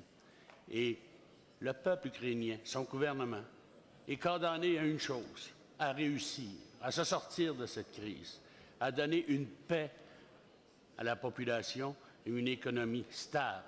Et je pense que c'est le souhait non seulement du Canada, mais de tous les pays qui sont ici. Merci, Monsieur le Président. Thank you very much, Mr. Maltais. Congressman Smith, the floor is yours. After you, Vice President Alan-Henry. Please. Thank you very much, Mr. President. Members of the PA know full well that the catastrophic consequences to lives of both civilian and military, the plight of refugees and internally displaced persons in Ukraine is worsening not by the week or day, but by the hour. The UN High Commissioner for Refugees estimates that there are now over 54,000 internally displaced persons in Ukraine, up by over 16,000 in the last week alone. And tens of thousands of refugees have crossed the border into Russia. As bad as this crisis is today, Mr. President, unless the trajectory is radically changed immediately, it will likely get far worse. President Putin, Mr. President, is uniquely situated to put a tourniquet on this bleeding. It is a decision. As we all learned from conflict after conflict, Syria, the Balkan Wars, what starts out as a small, very quickly escalates to a much larger conflict, and thousands then become tens of thousands who are killed or maimed. Let me also point out that I believe that immediate, unfettered, safe access to eastern Ukraine by OSCE monitors, journalists and human rights NGOs will result in a clearer picture, a more trustworthy look at the facts on the ground, so that the ubiquitous propaganda that masquerades as truth and fans the flame of hatred might be mitigated. Speaking for Canada earlier today, at the beginning of this debate, Brad Trost spoke eloquently of both Russia and Ukraine as friends. Mr. President, friends don't let friends commit human rights violations. The Helsinki Final Act and its foundational principles of not allowing the threat of force or use of force, the whole idea of peaceful settlement of disputes and territorial integrity has been violated. It couldn't be more clear. But like Vilja from Lithuania, I too, and many of us, appeal to the President of Russia to use his office to stop this. He can be the game changer. No one wins if this conflict gets worse. I yield back. Thank you, Congressman Smith. Alan, the floor is yours. After you, Mykola Tatarchuk from Ukraine. Alan. Oui, Monsieur le Président, merci. Je crois que nous sommes en train de vivre des heures tragiques pour la paix dans le monde. La paix et la sécurité ne sont jamais définitivement acquises. Et nous en avons la preuve aujourd'hui. En dépit des efforts conduits en particulier par l'OSCE, qui a donné toute sa mesure et qui a montré au monde qu'elle était dans la capacité d'apporter une aide très forte au maintien de ce qui est la raison même de notre OSCE, la sécurité par la coopération. Aujourd'hui, le cessez-le-feu a cessé en Ukraine. Il est urgent qu'il reprenne. Il faut que les armes se taisent. Et, Monsieur le Président, vous avez à juste titre, grâce à l'action d'un certain nombre de nos collègues à vos côtés, dont Boris Darnet, contribué à faire avancer le dialogue. Aujourd'hui, nous devons accentuer encore la pression de l'Assemblée parlementaire. C'est pourquoi je suis très satisfait de la décision qui a été prise de créer un groupe de contact de parlementaires de l'OSCE qui s'impliquera fortement dans ce dialogue. En effet, les parlementaires ont un rôle essentiel dans la discussion.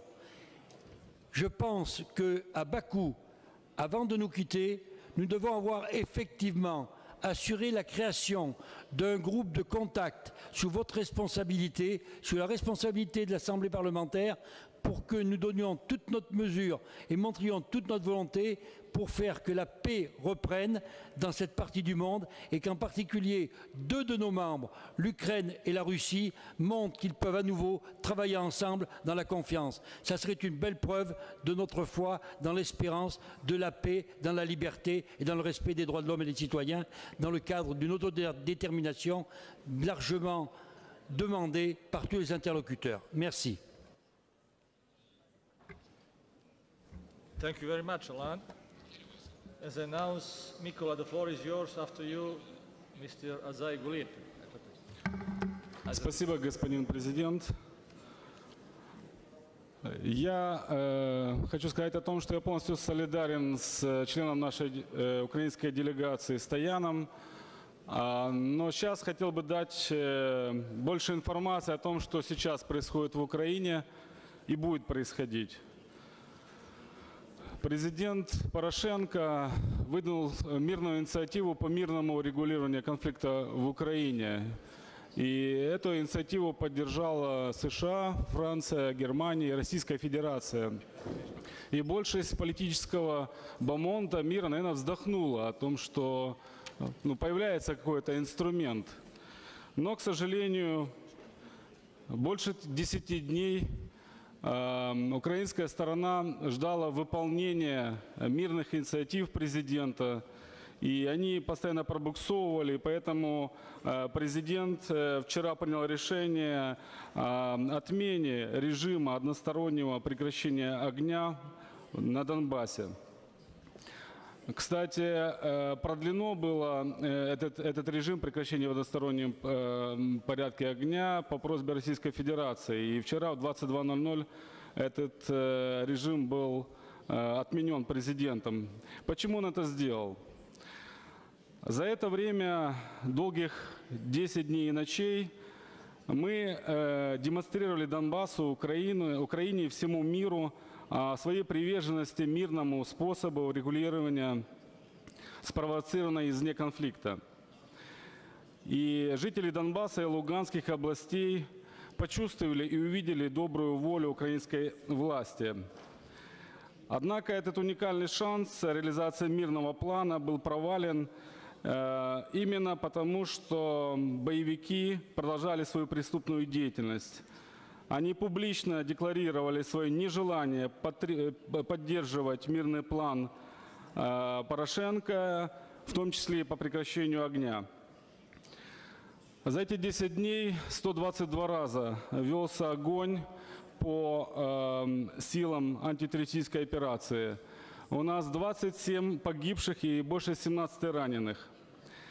Политическое руководство сепаратистов продемонстрировало нежелание и невозможность контролировать действия своих террористических подразделений и банд мародеров. Отмена решения Совета Федерации по разрешению ввода российских войск в Украину малопозитивное, но символическое значение. Мы так и не дождались от Российской Федерации конкретных шагов по дислокации ситуации, в том числе и в части усиления контроля за границей. Но, несмотря на это все, мир есть и будет основной целью киевской власти. Меняются лишь инструменты его достижения. Наш мирный план, как стратегия для Украины и Донбасса, продолжает быть в силе. Но есть вопросы, которые мы ставим прежде всего. Это разоружение, это децентрализация, это свободное использование российского языка, это русского языка, это восстановление утраченного жилья за счет государства, это совместная программа с Европейским Союзом по созданию новых рабочих мест. эти предложения остаются в силе, и мы в любой момент готовы вернуться к режиму одностороннего прекращения огня. Если боевики начнут освобождать заложников, которых больше 500 уже, и если Российская Федерация все-таки перекроет восточную границу, и диверсанты, и те, кто поставляет оружие боевикам, этот режим будет прекращен, и часть этой работы будет здесь осуществлена именно под эгидой ОБСЕ. Это важные вещи, поэтому я призываю всю парламентскую ассамблею ОБСЕ и более активной и принципиальной позиции по проблеме в Украине и урегулированию конфликта в мирный способ. Спасибо за внимание. Thank you very much, Mikola, for speech, but more for your all activities to try to improve the situation. After him, Azai, and again, Ukraine, Oksana. Azai, the floor is yours. Teşekkür ederim, cənab sədir. Mən də bugünkü yaradılan işçi qrupunu, Bakı prosesindən bağlı yaradılan işçi qrupunu salamlayıram, dəstəkləyirəm və düşünürəm ki, həqiqətən də ATƏT-in Parlament Assambleyası eyni zamanda bizim Ukraynadan və Rusiyadan olan həmkarlarımız Ukraynada baş vermiş hadisələrdən bağlı üzərində düşən missiyanı yerinə yetirməlidirlər və vəziyyətin bundan sonra daha da gərginləşməməsi üçün əllərindən gələni etməlidirlər. Və mən həm də çox məmnunam ki, bugün biz Helsinki Yekun Aktının prinsiplərini müzakirə edirik. Bu prinsiplərin pozulmaması ilə bağlı müəyyən çağırışlar edirik. Əlbəttə, bugün bizi həm də o düşündürür ki, bu prinsipləri necə biz qoruyaq? Şübhəsiz ki, Ukrayna ilə bağlı mənim fikrim bir mənalıdır. Ukraynanın ərazi bütövlüyü, sərhədlərinin toxunulmamazlığı bir mənalı şəkildə hörmətlə qarşılanmalıdır. Hesab edirəm, bugün bu prinsip heç kimdə şübhə və tərəddüd doğurmamalıdır. Eyni zamanda düşünürəm ki, bugün bütövlükdə ATƏT regionuna nəzər salmaq lazımdır və Helsinki Yekun Aktının prinsiplərinin həqiqətən də uzun müddət ATƏT regionunda pozulması bizi ciddi şəkildə narahat etməlidir. Və biz gələn il Helsinki Yekun Aktının 40 illiyinə toplaşırıq. Biz nə ilə gedirik bu 40 illiyə? Bu 40 il müddətdə bu prinsiplər necə qorunubdur? Bugün biz öz seçicilərimizə, əhalimizə bu 40 ildə bu prinsiplərin qorunmasından bağlı hansı müsbət fikirləri deyə bilərik, hansı vədləri deyə bilərik? Təəssüf ki, bugün biz heç bir şey deyə bilmirik müsbət olaraq. Bugün ATƏT ərazisində konfliktlər nəticəsində bir neçə ölkənin ərazi bütövlüyü pozulubdur. Azərbaycanın, Moldovanın, Gürcüstanın, bütün Helsinki Yekun Aktının əsas prinsipləri burada pozulubdur. Bugün mən çox məmnunam ki, bizim həmkarımız ABŞ-da olan kongresmen cənab Smith Helsinki Yekun Aktının müddəaların qorunmasından bağlı çox maraqlı bir çıxış etdi. Eyni zamanda mənim həmkarım Suariş də bu barədə öz narazılığını ifadə etdi. Hesab edirəm ki, burada artıq konkret təkliflərlə çıxış etməyin vaxtıdır. Biz gələn il Helsinkiyə toplaşmamışdan öncə məhz bu prinsiplərin pozulması ilə bağlı konkret olaraq dediyim 3 ölkədə Azərbaycan, Gürcüstan və Moldovada pozulması ilə bağlı bir hesabat hazırlanmalıyıq. Və hesab edirəm ki, bunun arxasınca bir qətnamə layihəsindən çıxış etməliyik. Və bugün hesab edirəm ki, bu işdə təcrübəsi olan bizim həmkarlarımız var. Xüsusilə mən təklif edərdim, cənab sədir, biz ABŞ-dan olan həmkarımız hörmətli Smith'i bu prosesə dəvət etməliyik, öz töhfəsini versin. Bilirsiniz ki, cənab Smith həm də ABŞ-da Konqresdə Helsinki Komissiyasının sədridir. Helsinki Yekun Aktının müddəaları ilə bağlı çox mühüm işlər görür Və hesab edirəm ki, biz eyni zamanda Cənubi Qafqaz üzrə ATƏT Parlament Assambleyasının nümayəndəsi cənab Suarişi də bu prosesə yaxından cəlb etməliyik.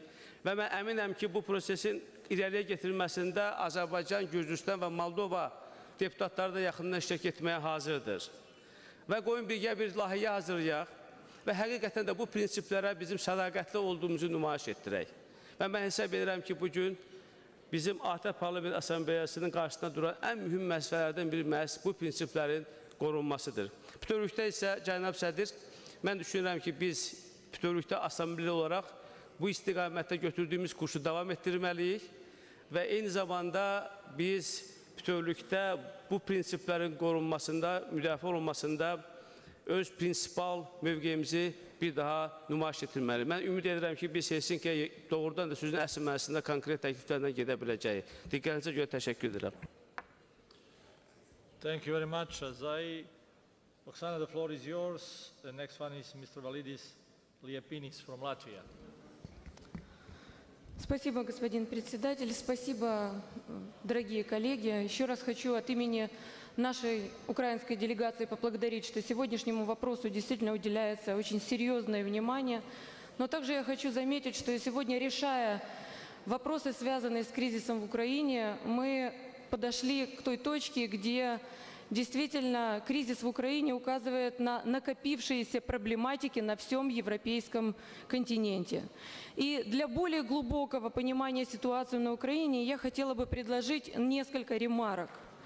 Полученная Украиной независимость и в процессе государственного строительства на протяжении последних 23 лет – это выражение тех перемен, которые произошли в мире после распада СССР. И, как тогда казалось, окончание холодной войны. Народы мира и Европы искренне перешли тогда к построению мира, основанного на настоящих гуманистических ценностях, открытости, доверии, стремлении к миру. Однако практика оказалась иной. Откровенно говоря, следует признать, что принцип нерушимости границ на протяжении ряда лет неоднократно нарушался под разными предлогами в отношении ряда стран, в результате чего сформировался мир двойных стандартов. Группа стран объявила себя абсолютным авторитетом, а позже и единственной силой, взявшей на себя право, исходя из своих интересов, устанавливать на мировой арене, что есть истина, а что есть ложь. Позиция других членов мирового сообщества систематически игнорировалась, что лишь усиливало их недовольство новым мировым порядком. Именно эта практика привела к ослаблению авторитета норм международного права, поставила под сомнение действенность международных институтов, включая ООН и ОБСЕ. Предвзятость и тенденциозность многих решений и сегодня приводит к тому, что возникают субъекты, не ориентированные на возможность решения возникающих проблем путем обращения к авторитету и международному сообществу. Возникают неконтролируемые территории и процессы. Одно насилие порождает другое. Примером тому Украина, где, отказавшись вступать в политический диалог с населением части страны, власть породила усиливающуюся теперь военное противостояние. Именно так начинался конфликт на Юго-Востоке. Первыми шагами мы могли его погасить, если бы не были слепы и немы к тому, что требовало население на Юго-Востоке. Экономические, социальные, связанные с ним политические проблемы никогда не решались военным путем. Зачем пытаться опровергать эту истину и сегодня? Разумеется, жители этих регионов, имеющие вековые связи с жителями прилегающих территорий России, приняли от них помощь. Подобно тому, как делают сегодня жители другой части страны, принимают помощь от Польши, от многих других стран Запада. И я не думаю, что нужно винить власти соседних с нами стран в том, что они пытаются помочь нам в становлении демократии. При том, что этот путь мы пройдем по-любому самостоятельно, но за эту помощь мы благодарны. События в Украине и в мире демонстрируют, что, к сожалению, через 23 года мы практически оказались на пороге новой холодной войны. И думаю, нужно именно в этих категориях сегодня говорить. На европейском континенте бряцает оружие, гибнут люди. Не будет преувеличением сказать, что Украина ее в нынешнем виде – это проявление того состояния, в котором оказался все мировое сообщество, включая всех участников сегодняшней сессии. Не решив общих проблем, мы никогда не решим частных. Исходя из этого, я призываю искать решение украинской проблемы на пути признания равной ответственности и равной заинтересованности всего мирового сообщества. Решая проблему Украины, призываю к миру и взаимопониманию всех сторон. Мы сегодня создадим формулу решения подобных проблем в ближайшем будущем. Я призываю всех участников занять ответственную позицию поиска мира, а не поиска виноватых. Поэтому, принимая резолюцию, предлагаю подчеркнуть тот факт, что и страны ЕС, и США, и Российская Федерация в равной степени озабочены проблемами внутриполитического конфликта на Украине. Если мы и дальше будем отрицать возможность диалога всех сторон, тем самым мы будем актуализировать насилие как политический инструмент во всем мире. Призываю каждого из вас задуматься об этом и подумать об ответственности прежде всего перед своими народами. Действительно ли мы хотим построить мир, где народы будут относиться друг к другу с неприязнью и ненавистью? Неужели это как урок, который мы вынесли из будущего в истории 20 века? Я призываю всех присутствующих к разумным и ответственным решениям. Предлагаю не подать в споры по фактам, а говорить о необходимости новых подходов, основанных на множественности позиций, интересов и точек зрения. Спасибо. Thank you very much, Oksana. Aldis, the floor is yours. After you, Kent Harsted. Thank you, Mr. Chair. After World War II, the Baltic states were occupied by Russia's predecessor, the Soviet Union, for nigh on 50 years. In that time, thousands of innocent people were transported in cattle trucks to the Gulag, and thousands perished. So it should come as no surprise that the Baltic states are so concerned about Russia violating all 10 of the Helsinki principles by its actions in and toward Ukraine. We are convinced that the whole region would benefit from having a truly democratic neighbor also in its eastern neighborhood. At this moment, Russia can only be described as the cowardly bully on the Eastern European bloc, picking on a weaker neighbor. When this neighbor stands up against the bully and others come to its aid, the bully cries, "Not fair, you're all ganging up on me." That, I believe, accurately describes Russia's behavior in the past, the present, but hopefully not in the future. I think the OSCE is not applying a double standard in its reactions to Russia's violations of the Helsinki principles. And I would ask Russia to desist from doublespeak in its reactions to the OSCE and Ukraine in the Baku group discussions. Latvia fully supports the territorial integrity of Ukraine.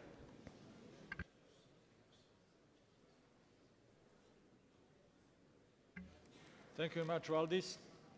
Ken, the floor is yours. After you is Mr. Oleg Lebedev from Russian Federation.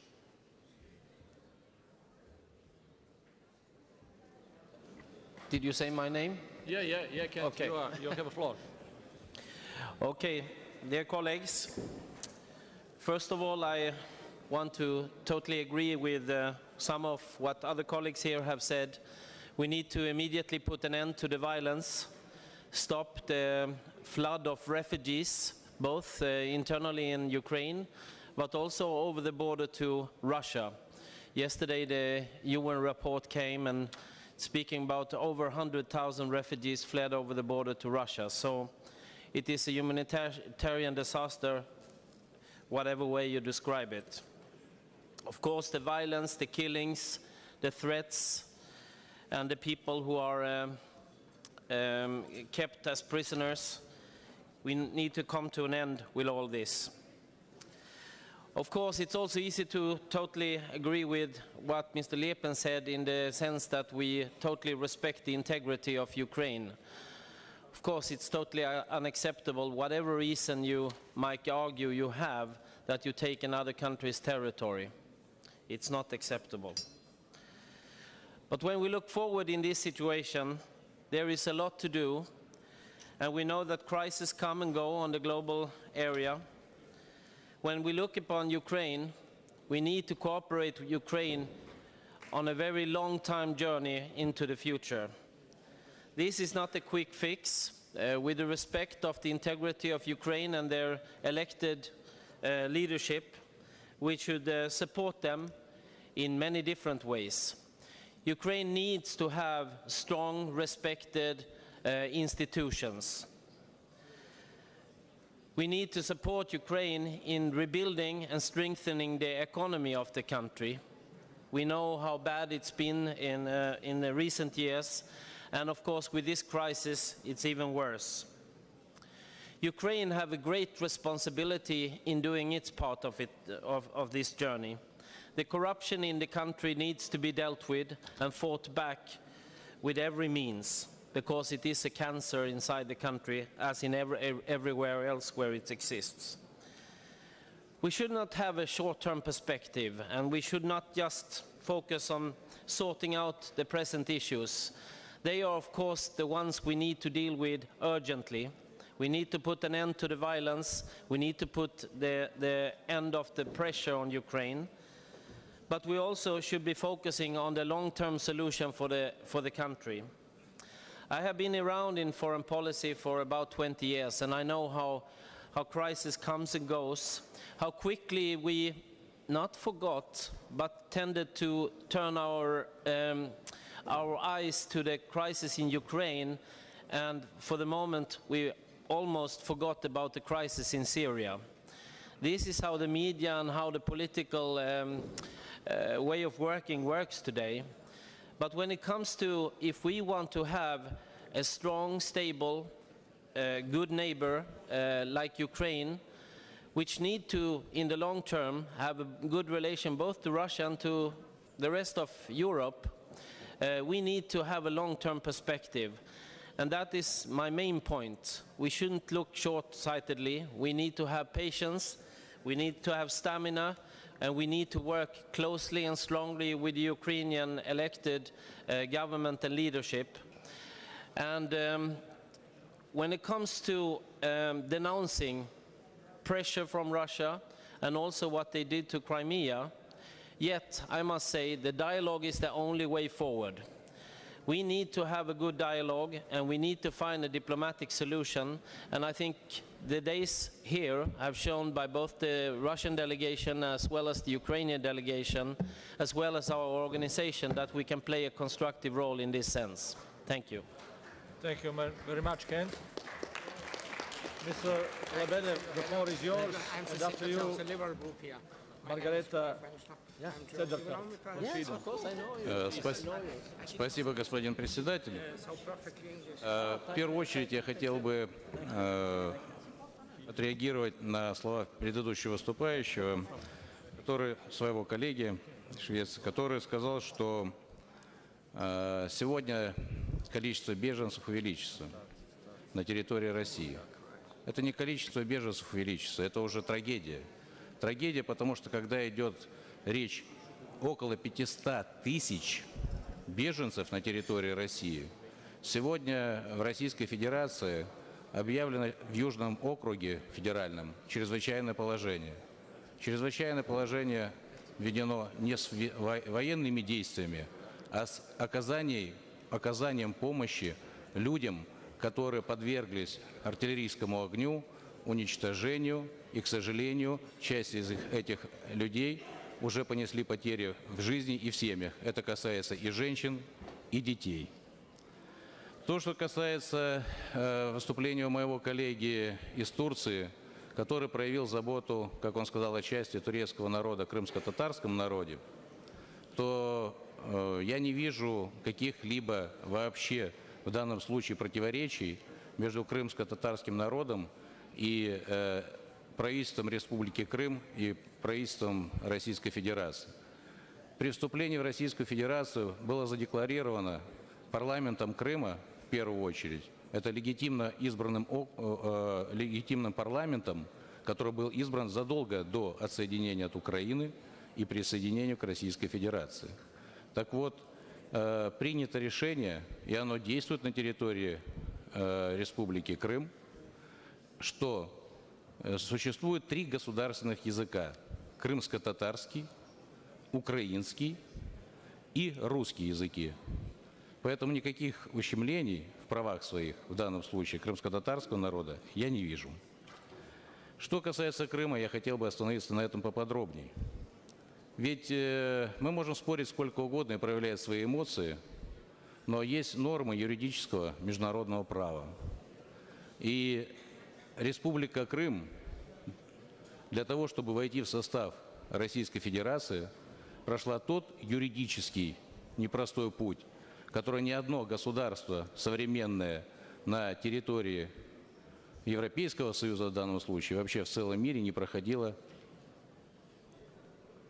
никогда.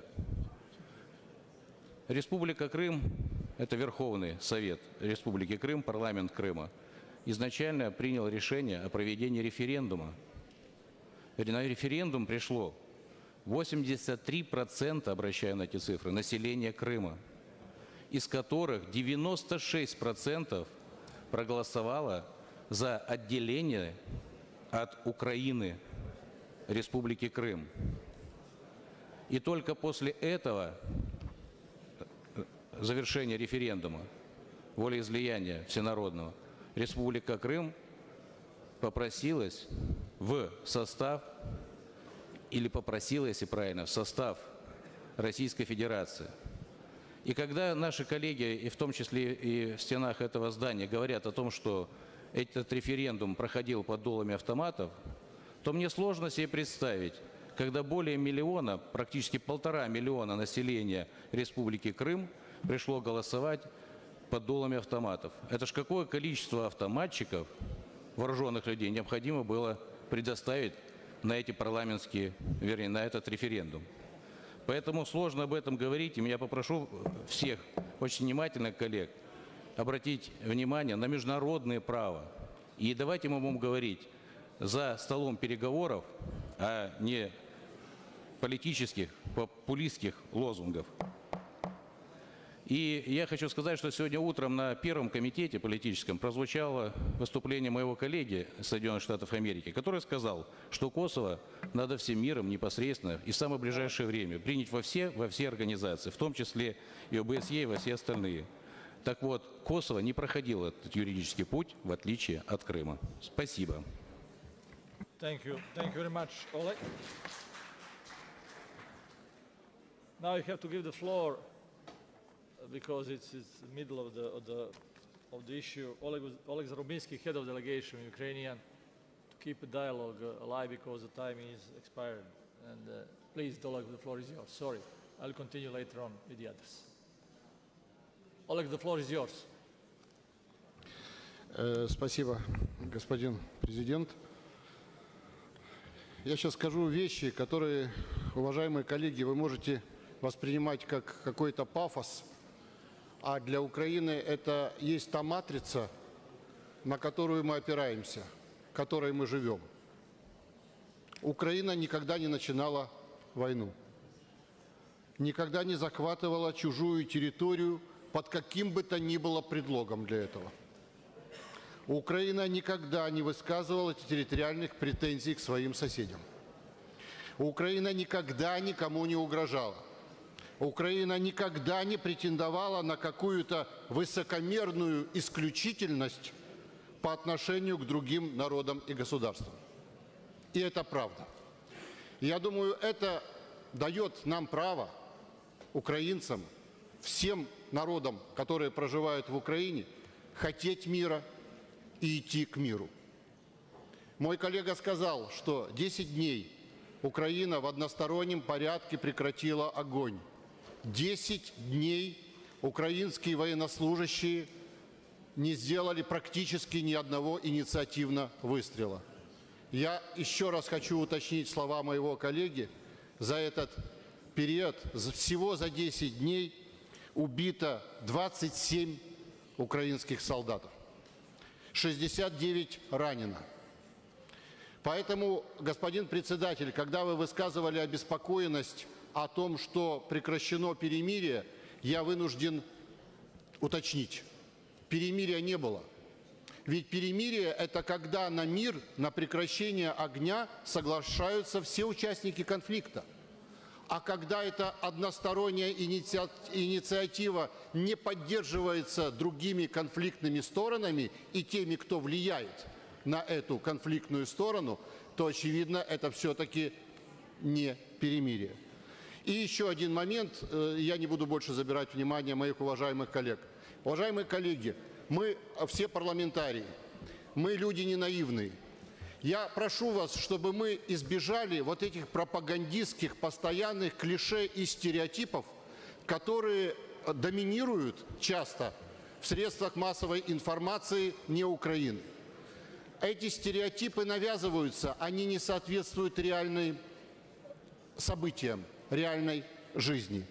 И последнее, действительно совсем последнее.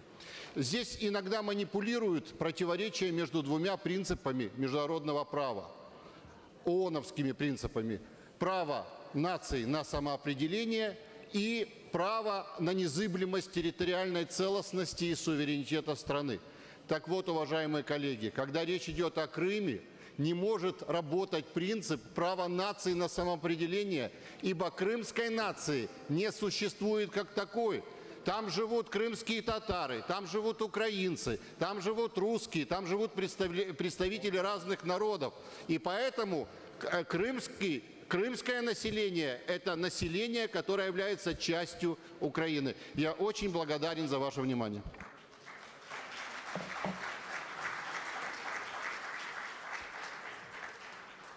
Thank you, Oleg. Next one is Congressman Alan Adanshif, United States. And after him, Ms. Emma Fattorini from Italy.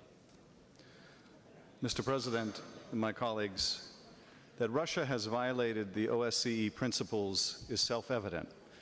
Its violation of Ukrainian territory and sovereignty, its supply of heavy weapons to separatists, its propaganda efforts to destabilize the government, its role in the sham referendum in Crimea conducted under the barrel of a gun, all demonstrably violate every tenet of this organization.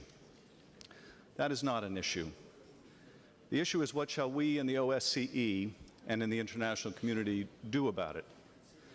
I hope the answer is to speak out clearly, strongly, and unequivocally in condemnation of Russia's actions. Because what is at stake? In a real sense, it is the international order. It is the idea, the proposition that nations have the right to chart their own destiny. When we consider the international community's muted reaction to Russian occupation of South Ossetia and Abkhazia, it is difficult not to conclude that that reaction, or the lack of it, encouraged the present Russian aggression. Where will a muted response here lead us next? Will we be back in this assembly a year from now or 2 years from now discussing Russian violation of Moldova's sovereignty? We'll be discussing another sham referendum in another part of the world under the pretext of the effort to protect a minority group. Will we be a year from now debating yet another provocation? And what of our efforts at nuclear nonproliferation? The representative from Ukraine earlier this afternoon pointed out quite correctly that in 1994 in Budapest, we assured Ukraine if it gave up its nuclear arsenal that we in the United States, the British, the Russians would protect the sovereignty and integrity of Ukraine. If those assurances mean nothing, what are other nations to conclude? That international law means nothing, that only possession of the bomb can ensure territorial integrity. That would be a disastrous result. Although the present crisis in Ukraine is Russia's responsibility and Russia's alone, this is not alone about Russia. Other nations around the world watch to see how we respond, and the repercussions may be severe. In the South China Sea and elsewhere, should other nations conclude that through force or threat of force they can decide how to draw or redraw international boundaries? Ukraine is not a vassal state, not a part of new Russia, not a nostalgic part of someone else's dream. Ukraine is a fully independent nation entitled to decide for itself what kind of future it chooses for its people. And what we do or do not do will say more about ourselves, more about our commitment to our principles than anything we might presume to say about Ukraine. Mr. President, OSCE monitors have shown great courage, many taken hostage, many facing the most extreme violence. In honor of the courage they're showing, the commitment they're demonstrating, the ideals they're upholding, I urge strong support for the Cardin resolution, and I yield back. Thank you, Mr. Schick.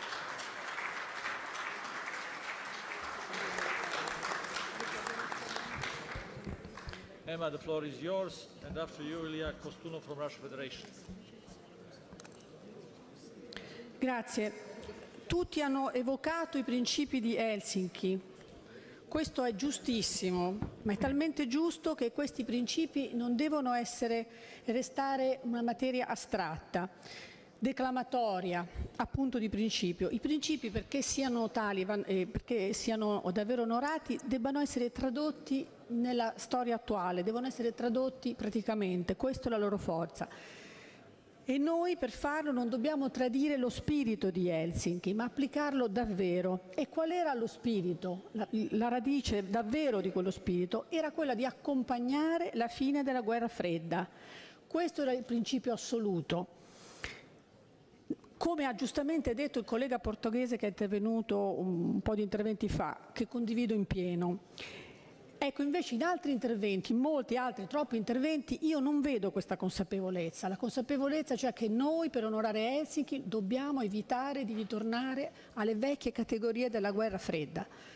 E non dobbiamo non solo in astratto, ma appunto nel capire cosa sta succedendo.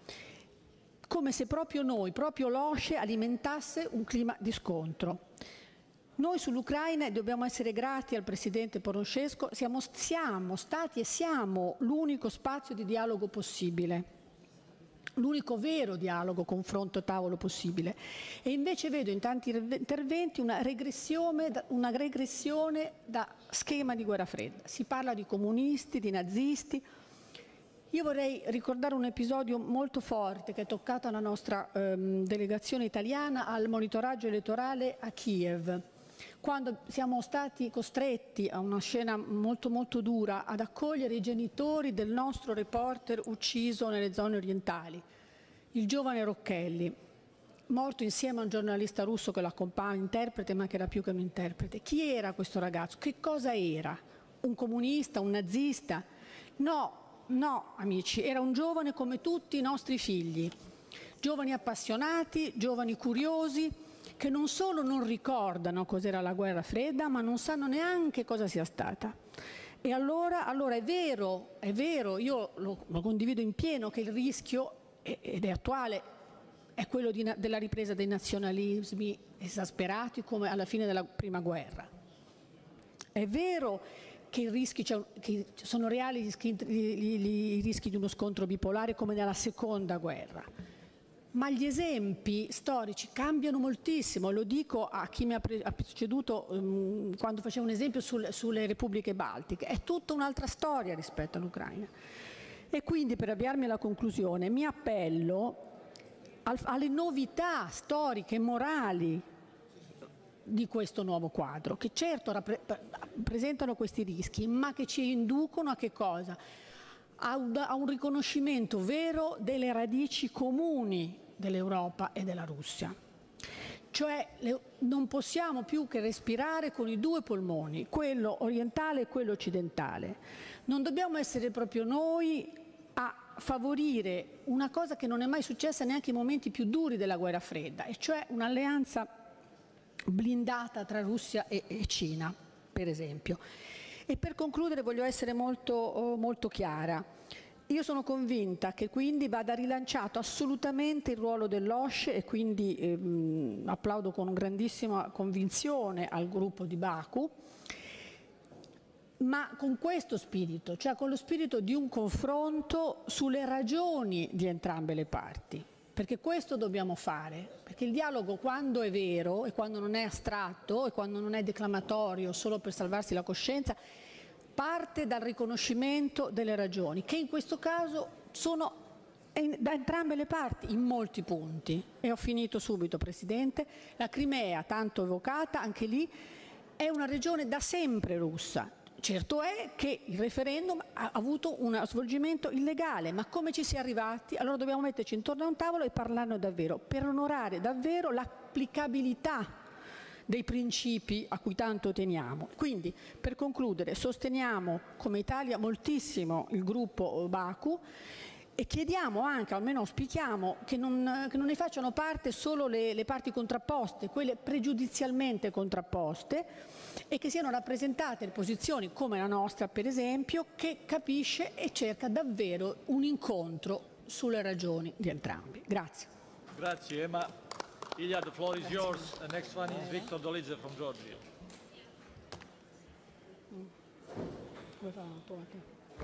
Господин. Non mi sbaglio, è stato solo la cosa di Matteo, come dici tu. Ho fatto le foto, adesso te le mando. Yes, Ilya, please. The floor is yours. Ilya Kostunov. Спасибо, господин председатель. Уважаемые коллеги, я должен, кстати, сказать, что перемирие не выполнялось с двух сторон. Последний раз, вот позавчера, украинские войска второй раз за перемирие обстреляли из орудий окрестности Александра Невского собора города Славянска. Ну и, в общем-то, даже наблюдатели ОБСЕ фиксировали то, что перемирие не соблюдалось. Но я хотел бы обратить внимание на очень серьезную проблему. С февраля на Украине при поддержке Соединенных Штатов Америки массово нарушается ключевое право человека – право на жизнь. Вспомните противостояние на Майдане, когда так называемые мирные протестующие закидывали коктейлями Молотова полицию, превращая их в живые факелы.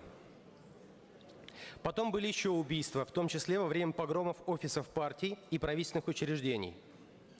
Расстрелянные неизвестными снайперами десятки протестующих на Майдане и убитые этими же снайперами полицейские. Что бы ни говорили о президенте Януковиче, но он не расстреливал из артиллерийских орудий Западную Украину и не впутывал армию в свое противостояние с тогдашней оппозицией, которая сегодня стала властью. А когда пришли убивать уже его, он предпочел бежать, а не убивать своих сограждан. Количество погибших в результате антиконституционного переворота не поддается учету. Задайте себе вопрос, для чего правый сектор после переворота сразу взял под контроль морг и крематорий? Журналисты преследуются. Например, депутаты Верховной Рады Украины от партии «Свобода» избили главного редактора национальной телерадиокомпании Украины прямо в его кабинете за то, что тот транслировал выступление Путина в одной из передач. И самих депутатов избивали прямо в здании Верховной Рады, если кому-то не нравилось, как они голосуют. На юго-востоке украинскими войсками убит итальянский журналист Энди Ракелли. Погибли 3 российских журналиста. Количество избитых и запуганных журналистов вообще не поддается подсчету. Здесь уже говорили про чудовищные преступления в Одессе 2 мая. По сути, повторилось преступление нацистов в Хатыне. Людей сожгли заживо. На юге-востоке армия Украины убила сотни мирных жителей, женщин и детей. Это и многие другие преступления не расследуются. Но здесь рассматривают совсем другие вопросы. Еще до референдума о независимости в Крыму заместитель губернатора Днепропетровской области еще до референдума высказался о жителях Крыма. Эту фразу знает каждый житель юго-востока Украины. Нужно давать мразям любые обещания, гарантии, идти на любые уступки. А вешать их надо потом. Еще раз повторю, эту фразу знает каждый житель Юго-Востока. Как жителям Юго-Востока Украины верить новым украинским властям после всего этого? Хотелось бы отметить, один государственный язык – это не догма. Унитарное устройство тоже не догма. Догмой должно быть только одно. Государство не имеет права убивать своих граждан из пушек, если у них другие политические взгляды. Я обращаюсь к украинским депутатам, нашим коллегам. Скажите, пожалуйста, президенту Порошенко, который вчера опять отдал приказ убивать, хватит убивать. Нужны мирные переговоры. Спасибо.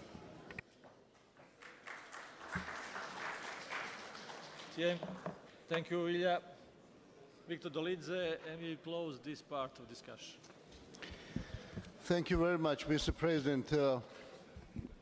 I really appreciate your personal contribution of chairman in office in this particular issue. That's a very sensitive, and not accidentally so many speakers are taking care about Ukraine. I mean, I would say particularly Georgia, because we already has taken on our personal shoulders intervention, military occupation of our country, etc., etc. So I'm not going to go into the debates with my distinguished Russian colleagues.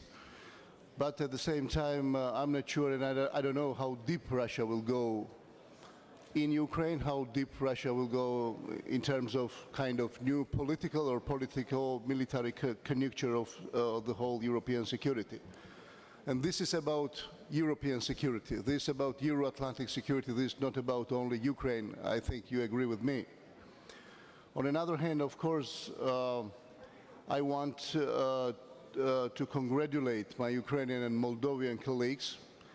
Just very recently, day before our gathering here, we signed the agreement, association agreement, with the deep and comprehensive free trade agreement with the European Union. We fully support Ukrainians' territorial integrity and sovereignty. We fully support Ukraine's European and Euro-Atlantic aspirations. And we are on the same very right track, I think, and nothing and nobody, neither Russia nor any other third country will be against, or if will be against, they cannot achieve their own goals in this particular way, particularly with Ukraine, Georgia, and Moldova. Once and finally, from my point of view, Mr. President, Russia should know that secure, strong, stable and economically secured and economically strong Georgia, Ukraine, Moldova, Azerbaijan, Armenia, or any other country is the guarantee of the whole regional stability and is the guarantee of Russian stability as well. And this is not a threat and challenge for Russia as well.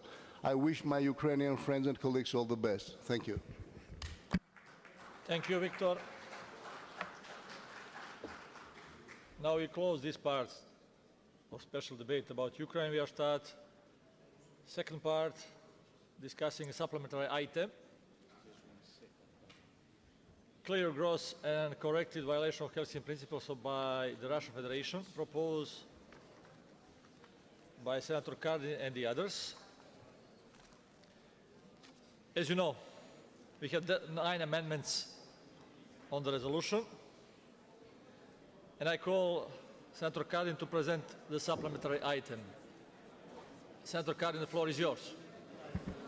Thank you, Mr. President. Let me start on behalf of the United States delegation to thank the Azerbaijan colleagues for their incredible hospitality here in Baku. I think the way they have treated us, particularly the dinners that we've attended, have gone a long way to help us in the dialogue among parliamentarians, and our delegation deeply appreciates their hospitality. Mr. President, let me also thank you. Sorry, Senator Kardin, just to... I was just thanking the Azerbaijan delegation, so that deserves a round of applause. They've been incredible. Thank you. Mr. President, we've had a robust debate, so let me just make some very brief comments about the resolution that's now being considered. It first and foremost speaks to Russia's violation of international agreements as well as OSCE core principles. We've talked about the 1994 Budapest Memorandum. We've talked about the fact that the referendum in Crimea was unlawful and illegal. But let me just repeat the 10 basic core principles of OSCE, which should be of particular concern to the Assembly. These principles include sovereign equality, refraining from the use of force, inviolability of frontiers, territorial integrity of states, peaceful settlement of disputes, non-intervention in internal affairs, respect for human rights and fundamental freedoms, equal rights and self-determination of people, cooperation among states, fulfillment in good faith of obligations under international law. In each issue, Russia's actions has violated those provisions. Let me also, if I might, we've talked a good deal about the peaceful resolutions, and we firmly believe that. And we've had a lot of debate about the initiatives that are being brought forward for additional dialogue and discussion, which I strongly support.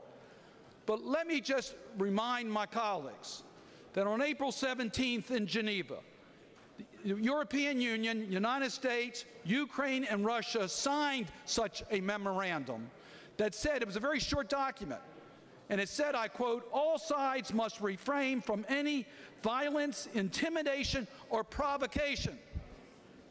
Russia signed that just a few months ago, and we saw where that has led. Many of us have talked about no more Cold Wars, no more frozen conflicts. Yet how many more frozen conflicts will we add to the list?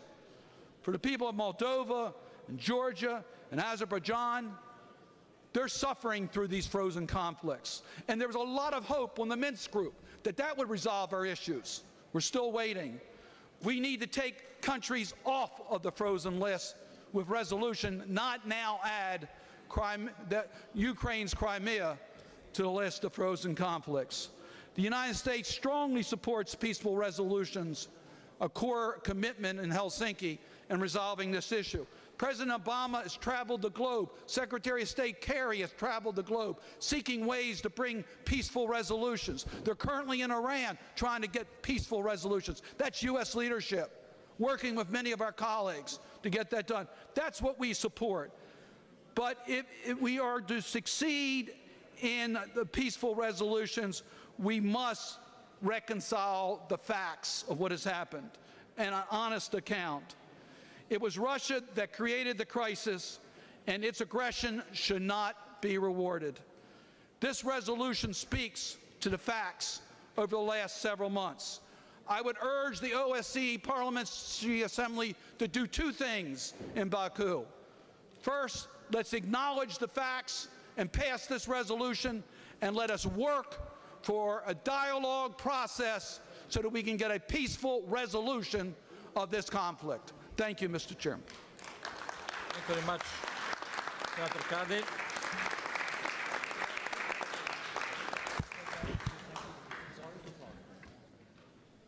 Now, right to opposing. Mr. Divina, you'll get floor later on in the second part. You are the next one. Now, the opposing to resolution has right, Mr. Puskov. No, Presidente, no, sull'ordine del giorno chiedo la parola. Lei ha interrotto una lunga lista, le permetto di mettere il microfono. Lei ha interrotto una lunga lista di interventi, dato il momento, eccetera, eccetera. Noi le chiediamo, possiamo anche capire questo, a patto che chi è iscritto in quella lista possa intervenire nel dibattito a questo punto sull'atto supplementare, sulla proposta americana, perché abbiamo da dire delle cose importanti e non è possibile che per una questione di tempo, visto che sono state date parole a più delegazioni, a più membri di delegazione senza alternare l'una all'altra, non capiamo perché a noi è stata tolta la parola. Grazie.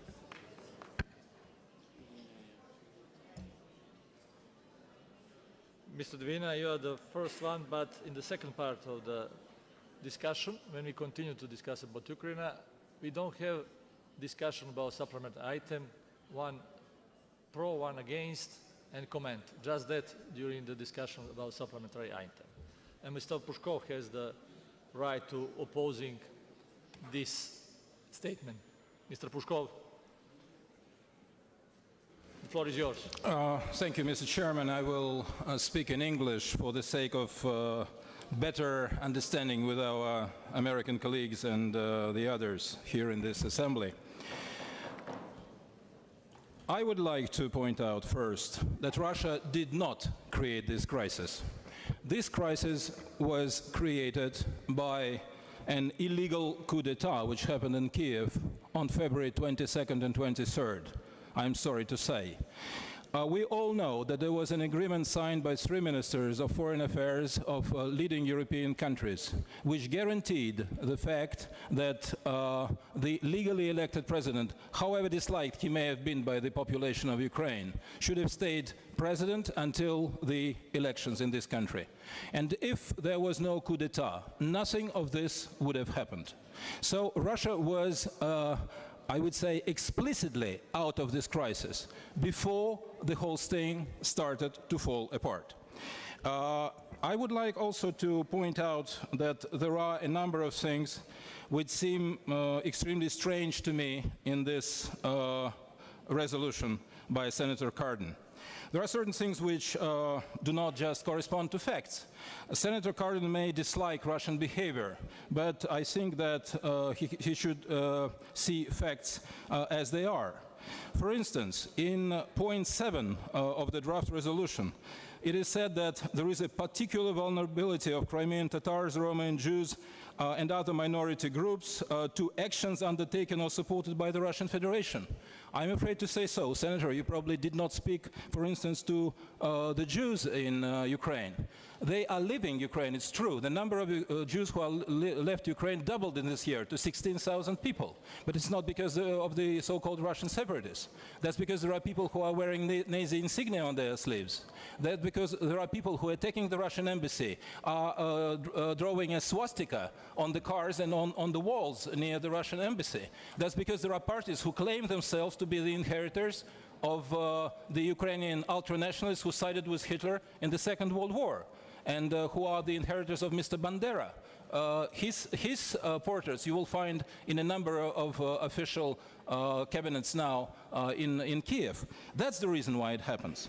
So I also think that I understand that there is a desire to punish and to attack Russia, but certain facts cannot be overseen.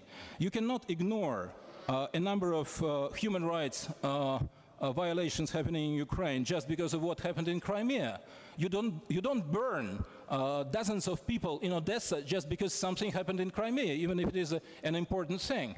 You just don't do that. And then the United States say they burn themselves. That's what almost the official statement of the US administration. How does it come? You are a human rights defender, Senator Cardin. I think you should at least recognize this fact, that there is an ultranationalist movement in Ukraine who is leading to gross violation of human rights, also the right to life. And without finding this in this resolution, I find it very difficult to consider it seriously. Finally, you have enumerated 10 principles of the Helsinki Act. Yes, but there is a principle of self-determination in this act, too. The Ukrainian head of delegation said that the Crimean population does not exist, the Crimean nation does not exist. But it's not a secret that before 1954, Crimea was part of Russia, and mostly Russians are living, still are living there. And so probably they had a right to say something about their future, which was not listened to.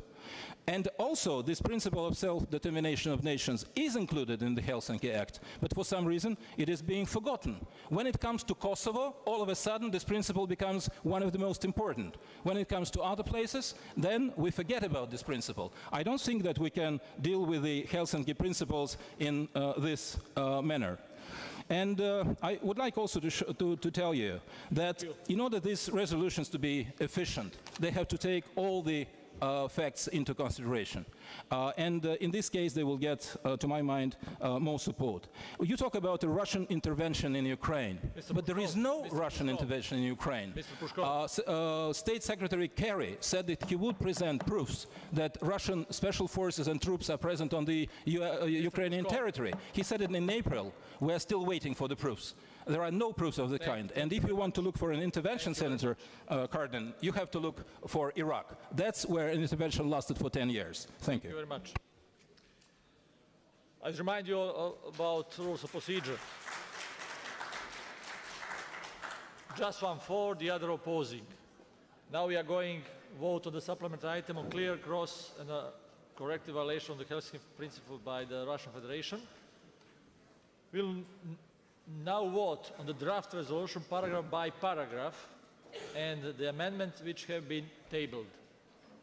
I remind members that under Rules 22 of the Rules of Procedure, the only members who may speak are 3 of them: the mover of the amendments of another member in favor, 1 member opposed, and in this case, the principal sponsor of the draft resolution, Mr. Cardin.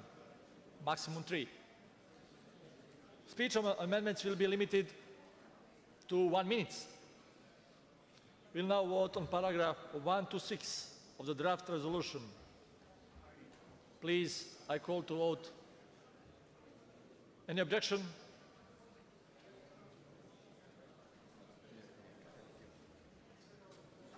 Any objection, paragraph 1 to 6? No. Paragraph 1 to 6 are agreed to. Let's go. We now come to amendment number 1. Number 1, to insert a new paragraph after paragraph 6. I call Mr. Liepinis to move the amendment. Please, the floor is yours. Thank you. My name is Valdis Liepinch. Russia's record on human rights, the rule of law, electoral practice are quite abysmal and are of great concern to its neighbors. But just as important, reforms in all of these areas would clearly benefit the Russian people and make their lives better too. And that is the basis for amendment number 1.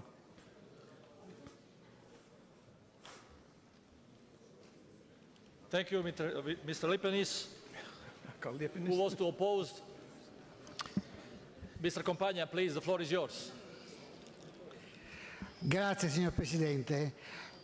Io sono fermamente contrario a questo emendamento e lo sono per ragioni simmetriche a quelle che mi avevano spinto, ancora in Italia, non solo ad appoggiare la mozione del collega Cardin, ma sabato scorso in questa Assemblea ad oppormi, spero con amicizia, all'idea della delegazione russa che questo argomento non si deve discutere.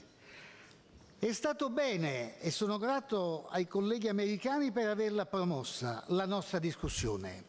In questa discussione non ho avuto modo di intervenire, ma ci tengo a dire che per la delegazione italiana, quando la democrazia dei parlamenti si trasferisce nelle piazze, anche a Piazza Maidà, nulla è più trasparente. Tutto diventa più confuso.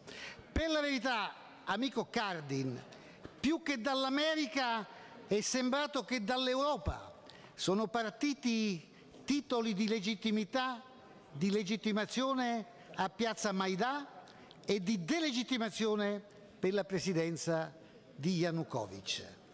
Credo che la presidenza di Yanukovych avesse il limite invalicabile di avere i propri oppositori non in Parlamento ma in prigione. Penso alla Timoshenko, di cui abbiamo discusso in sede di OSCE. Però non per questo Yanukovych meritava di essere lapidato in piazza.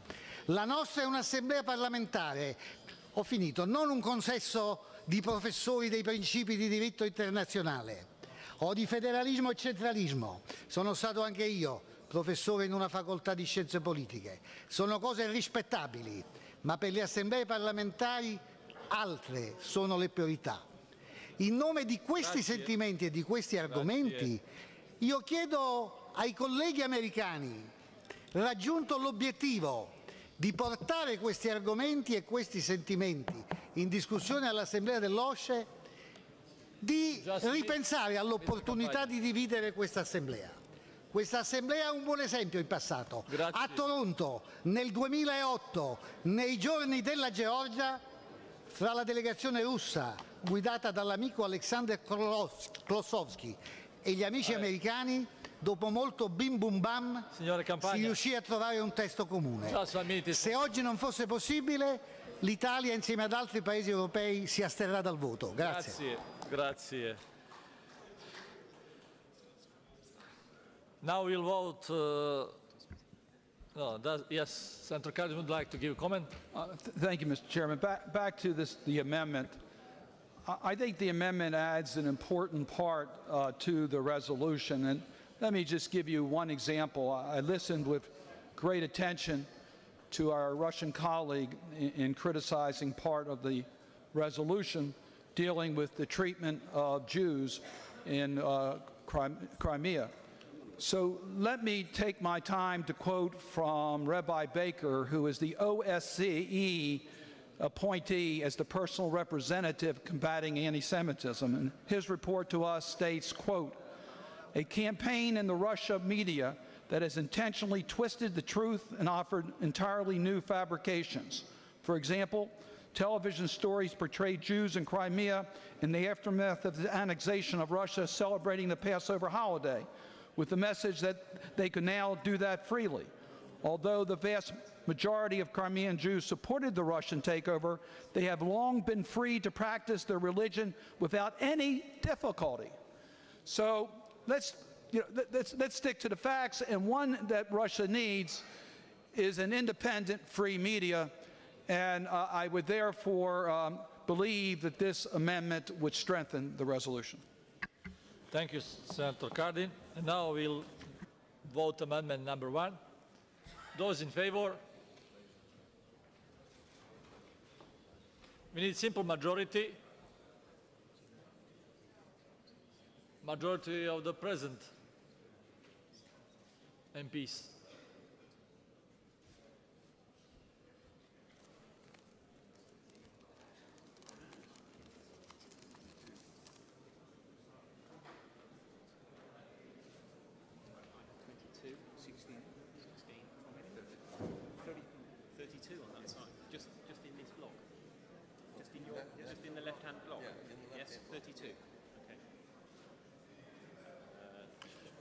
Thanks. 70. Okay. Who is against?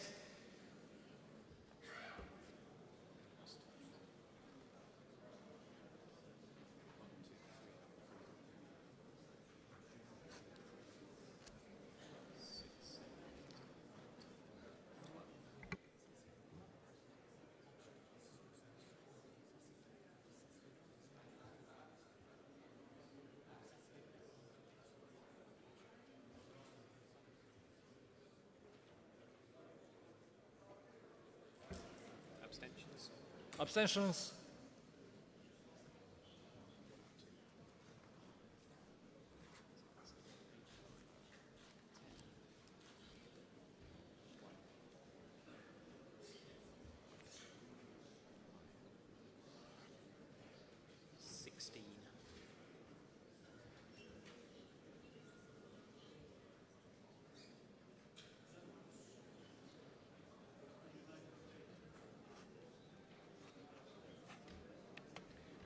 You don't count abstentions. We record.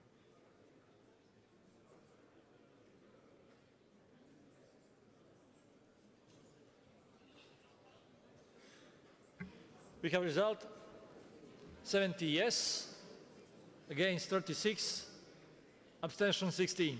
It means that paragraph is adopted. Amendment is adopted.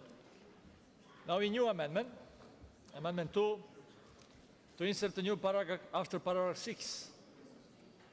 I call Senator Wicker to move the amendment. Mr. President, in the interest of time, I think the resolution is strong enough. The authors withdraw the amendment. Thank you very much. Amendment is not in procedure. We are going on amendment. Now we'll vote the paragraphs 7 to 9 of the draft resolution. Any objection? No. Paragraph 6 to 9 are agreed to. Oh, sorry. 3.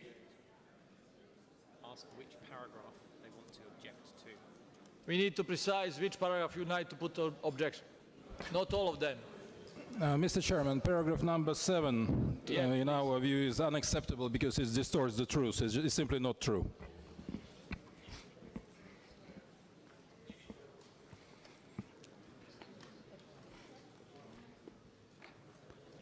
Okay. И я хочу добавить, что пункт 9 вызывает такую же субъективную оценку. Хотелось бы по нему высказаться, господин председатель.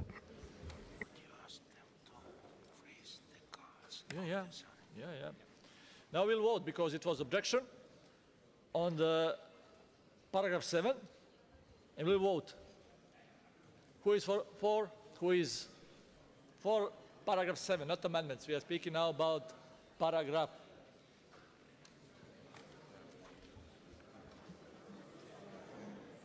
Okay.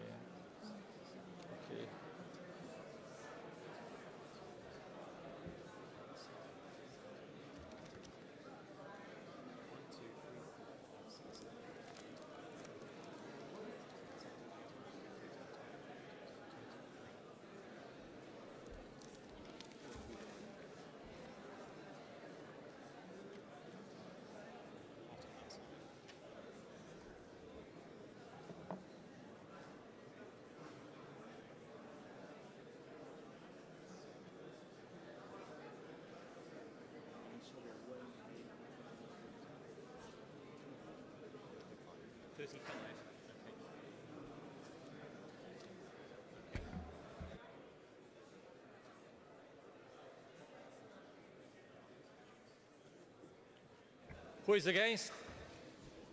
Against paragraph 7.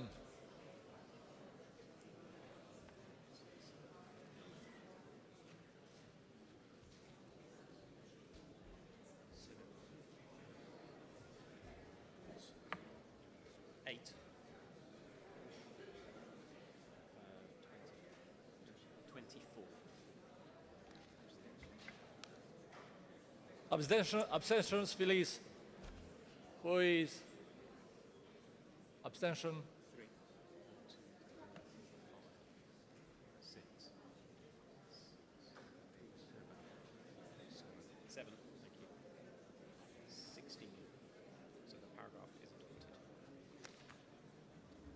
In favor 79. Against 24.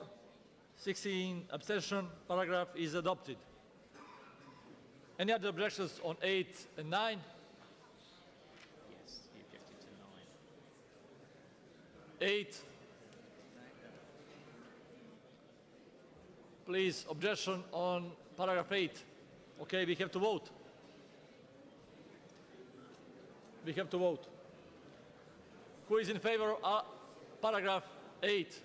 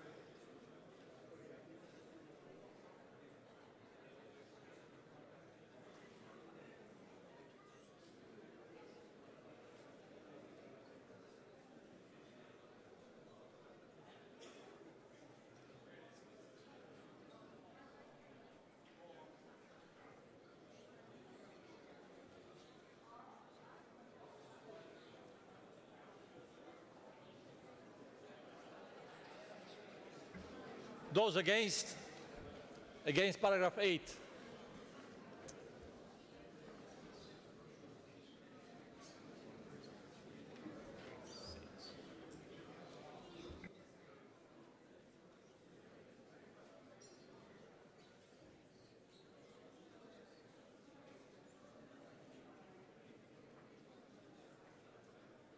And abstention, please raise your hands. Abstention.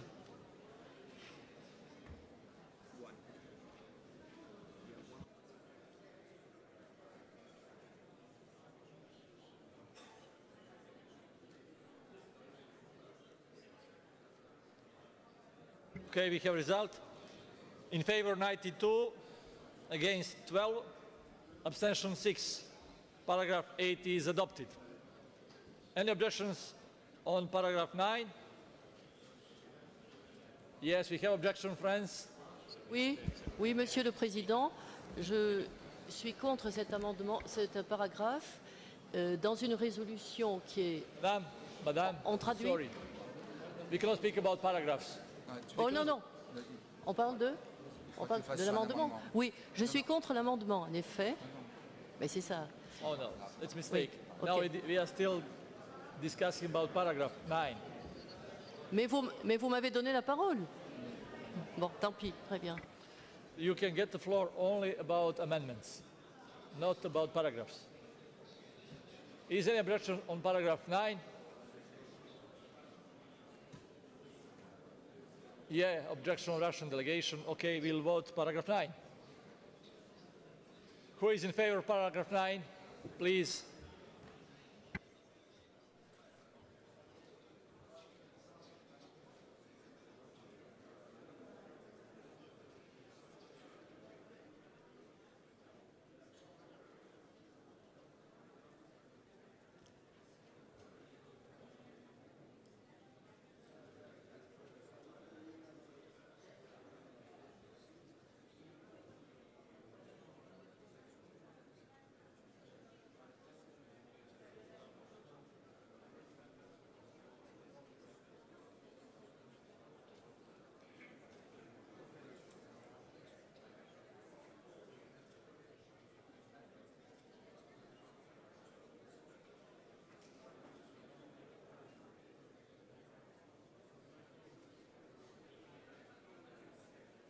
Who is against?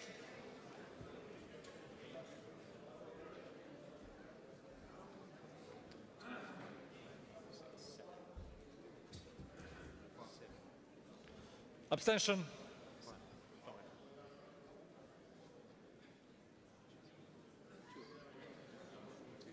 Thank you very much. And Semyon said 88 in favor, 19. 19 against, 15. 15 abstention. Paragraph 9 is adopted. Let's go now on the amendment number 2. Number 3, sorry. I call Ms. Porina to move the amendments. Ms. Porina, please. Yes, thank you. Mr. President, dear colleagues, my proposal is to include a paragraph that reads as follows: condemns the occupation of the territory of Ukraine. It's necessary to stress again that a number of international documents clearly condemn the illegal and unlawful annexation of Crimea by the Russian Federation. Vast majority of OSCE participating states do not recognize Crimea as part of Russia. Less attention has been paid to the fact that military occupation of Crimea took place before the annexation. President Putin has acknowledged that Russian forces were deployed in Crimea right before the so-called referendum.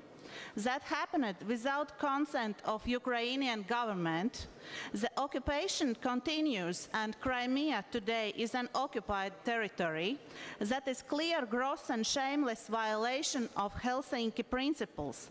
OSCE Parliamentary Assembly must stand up against the blatant violation of international law. Indifference may lead to new acts of aggression and feed the ambitions of imperialists in Moscow. Let us not forget that Russia has done very little, if anything, to discourage terrorists and separatists operating in eastern regions of Ukraine. Yes, and at the end, I want to say that duty of Parliamentary Assembly is to uphold these principles that are central to peace and security in Europe, territorial integrity, I mean. Sorry. I would highly appreciate your support to this for this amendment. Sorry, Thank you. Thank you. Does anyone wish to speak against the amendment? Russian delegation, please, the floor is yours. 1 minute. Да. Спасибо, уважаемые председатели. Уважаемые коллеги, можно долго упражняться в нормах международного права, оценивая действия России, была ли оккупация или это восстановление присоединения Крыма. У автора поправки, как мне кажется, свои весомые аргументы. У России, основанные на очевидных фактах и международных нормах, свои аргументы. Кто в данной ситуации окажется прав?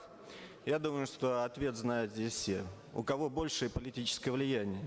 Давайте лучше посмотрим на цели этой поправки, да и резолюции в целом. Очевидно, что ее принятие не приведет к мирному разрешению разногласий на Украине. А это значит, что сегодня продолжат убивать мирных граждан, что будут погибать отцы семей и молодые ребята, которые еще не видели жизни, причем с обоих сторон. В какие масштабы данный конфликт перерастет? Будет ли война в центре Европы, в сердце самой Европы? Кто будет в нее втянут? Считаю, что поправка должна быть отклонена. Thank you very much. Senator Cardin, wish you to comment? Yeah, thank you, Mr. President, and let me thank my colleague for offering this amendment. In drafting the resolution, we certainly intended to make the point that is included in this amendment number 3. It is absolutely accurate, everything that's in there. And just in conclusion, let me say, having an open debate and stating the facts, I think, help resolve the issue. So I would urge my colleagues to accept the amendment. Thank you, Senator Cardin. Now we'll vote. Amendment 3. Those in favor? Amendment 3. We are voting Amendment 3. Those in favor?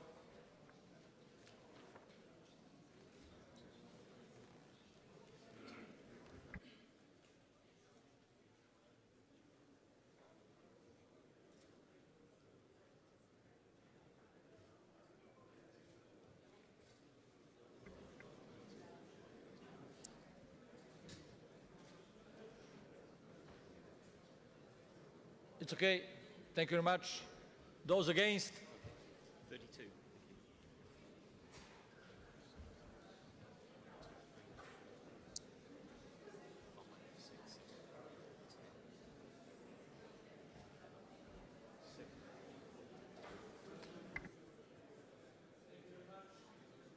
Very much. Abstention?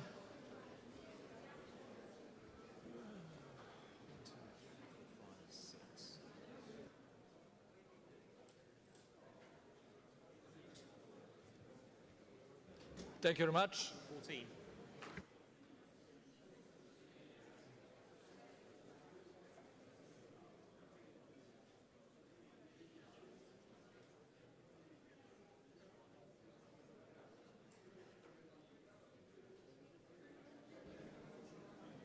In favor, 88.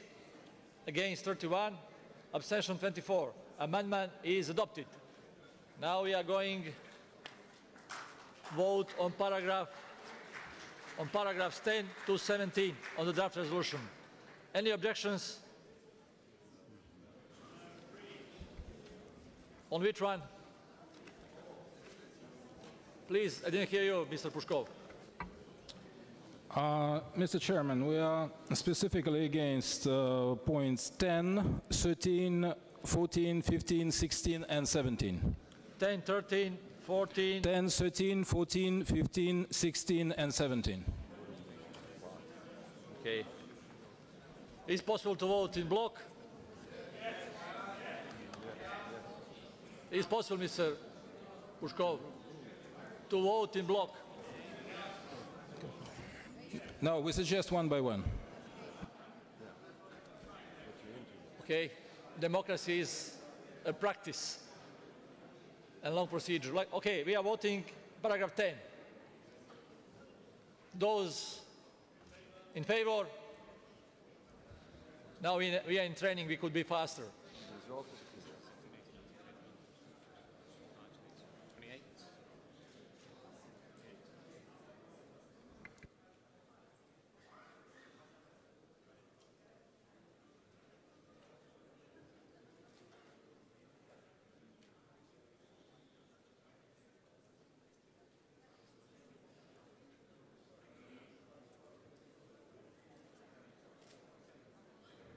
Thanks a lot. Who is against? Please.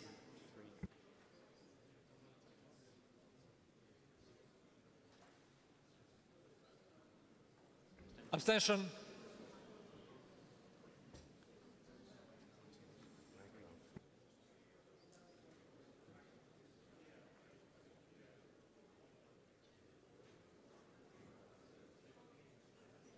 They can't. Okay. We have result. 11. Abstentions.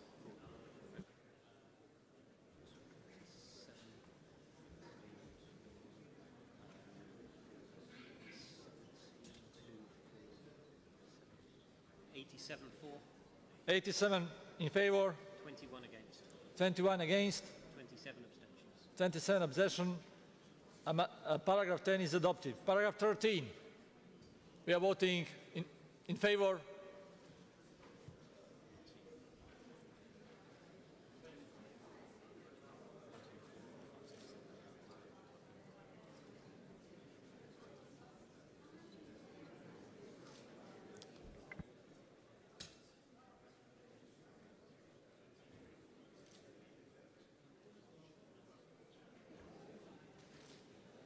Thank you. Who is against? How many?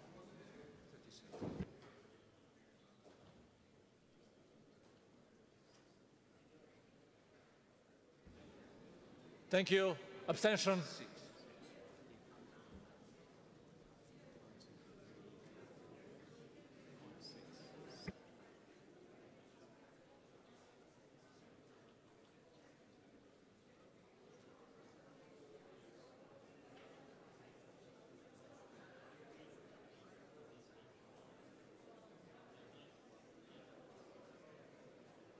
Against is 25. 25? 17 abstentions. 17. Paragraph 14, 95 in favor. 13. Paragraph 13. Paragraph 13. Paragraph 13, sorry. 95 in favor, 25 against, and 17 abstention. Paragraph is adopted. Now we are voting paragraph 14. Who is those in favor?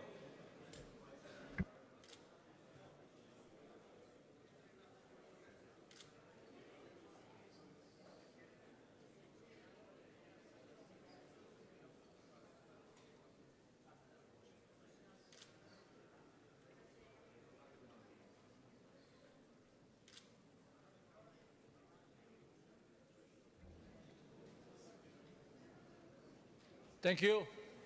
43. Against?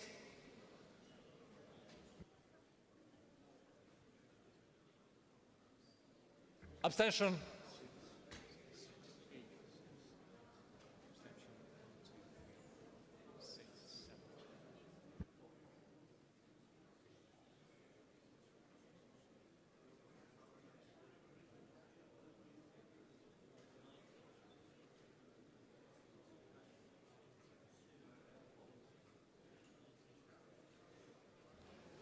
Amendment 14, 90 in favor, 22 against, and 19 abstention.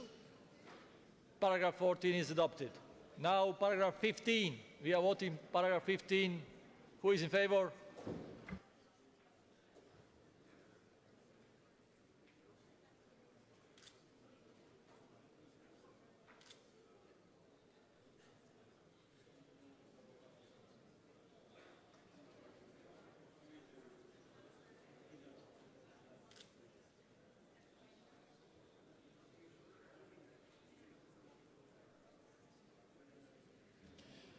Thank you.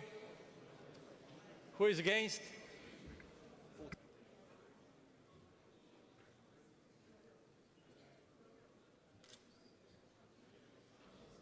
Abstention?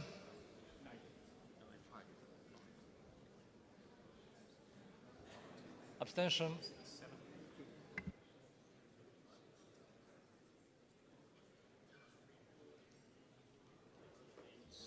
20 against? 15 abstentions. 15 abstention. Paragraph 15, 93 in favor, 20 against, 15 abstention. Paragraph 15 is adopted. Paragraph 16, please. Those in favor?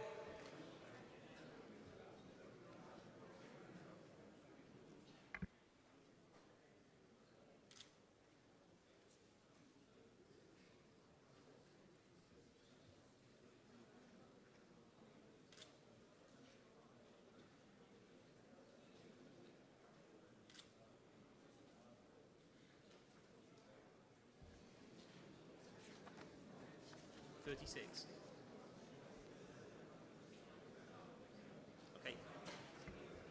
We have result. Those against. Those against. Those against?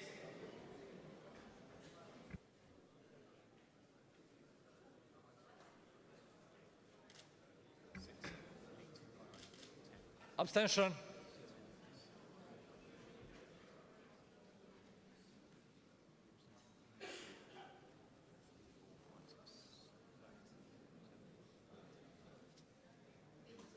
How many against on your side? How many against?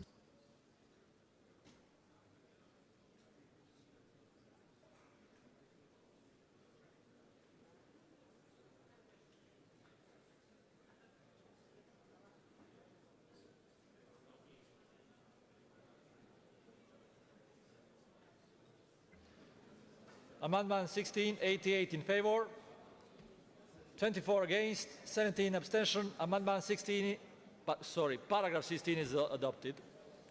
Paragraph 17, those in favor?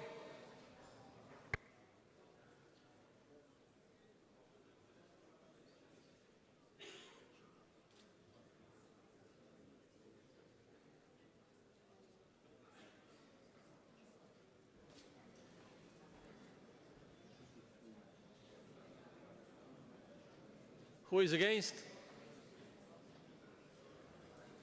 34. Against?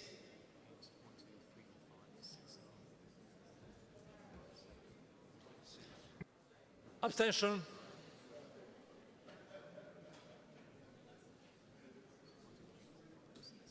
Thank you very much.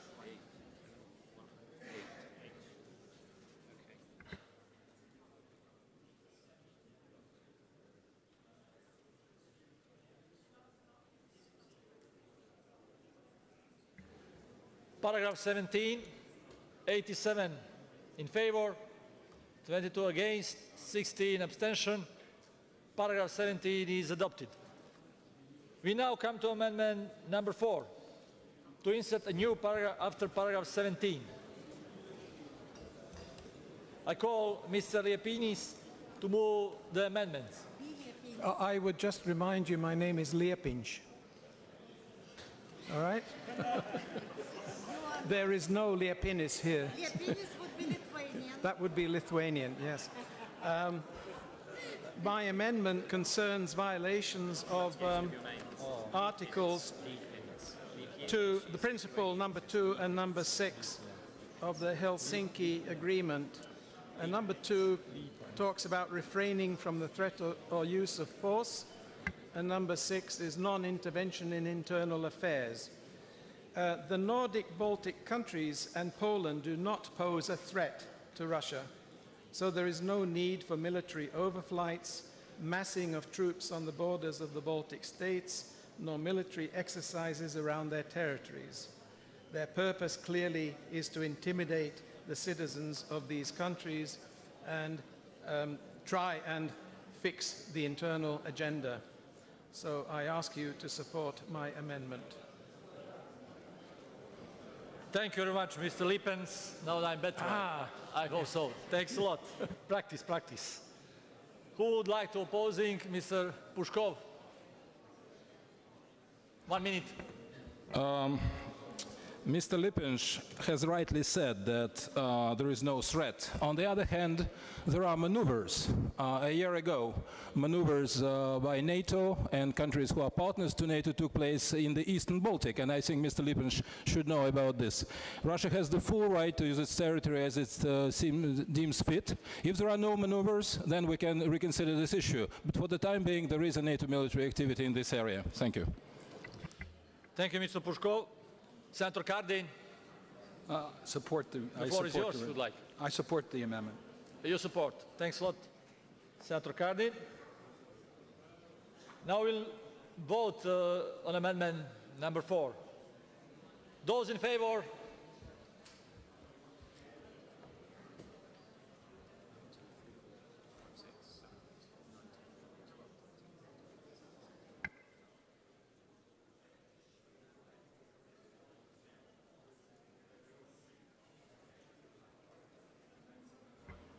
Against?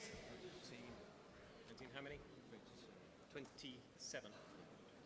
Against? 1, 2, 3, 4, 5, 6, 7, 8, 9, 10, 11, 12, 13, 14, 15. Thank you. Abstention? 9, 18.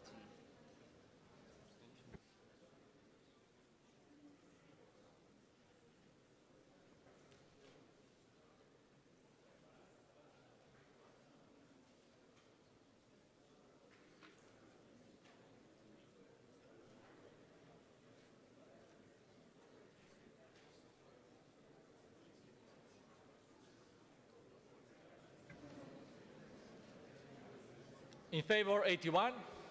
Against, 42. 19 abstention. Amendment number 4 is adopted. We'll now vote on paragraph 18 on the draft resolution. Any objections? Thank you. Paragraph 18 is agreed to. We now come to amendment number 5. To insert a new paragraph after paragraph 18. Mr. Le Pen, the floor is yours. Just a very short comment. I would ask Russia to start implementing fully the recommendations of the OSCE and ODIHR election monitors. And I think we would make a lot of progress, and Russia would make a lot of progress too. So this is meant in a very positive tone. Thank you. Thank you, Mr. Le Pen. Does anyone wish to speak against the amendment? Madame, you would like, from France, please, the floor is yours. 1 minute. Je suis contre cet amendement comme les autres parce qu'ils aggravent une résolution caricaturale et contre-productive qui s'oppose au dialogue construit que beaucoup d'interventions ont appelé de leur vœu cet après-midi. C'est une dénonciation unilatérale que cette résolution qui ne correspond pas aux réalités. En particulier, elle n'exige pas que de l'Ukraine, qui n'a pas agi dans le dialogue national, de s'engager à faire ce dialogue national de manière à ce que toutes les parties aient les mêmes obligations et que d'ailleurs les violences soient dénoncées de part et d'autre. Thank you, Madame. Does Senator Cardin wish to comment? Mr. President, I support this amendment. I support it because the circumstances within Ukraine underscore the need for these types of changes within the Russian Federation. So I would urge the adoption of the amendment. Thank you. We are voting. Those in favor? Amendment number 4. 5. 5. Sorry. 1, 2, 3, 4, 5, 6, 7, 8, 9, 10, 11, 12, 13, 14, 15, 16, 17, 18, 19, 20. Hold your cards up. Hold your cards up. Hold your cards up at the back. Hold your cards up. 36. Thank you. 36. Okay. Who is against? 32. Against. 1, 2.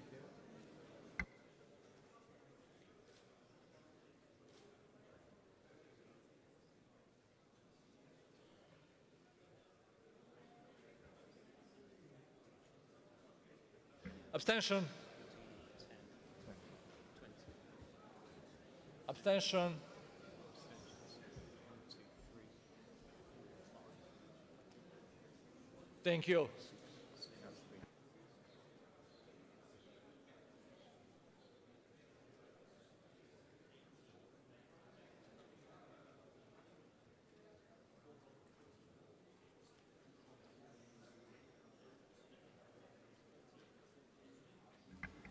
We have result in favor 80, 44 against, and 14 abstention.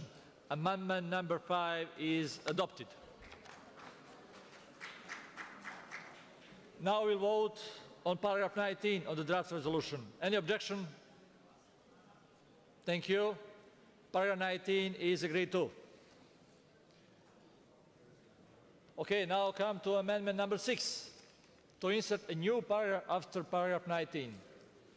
Mr. Le Pen's, the floor is yours. It is Leapinge, not Le Pen.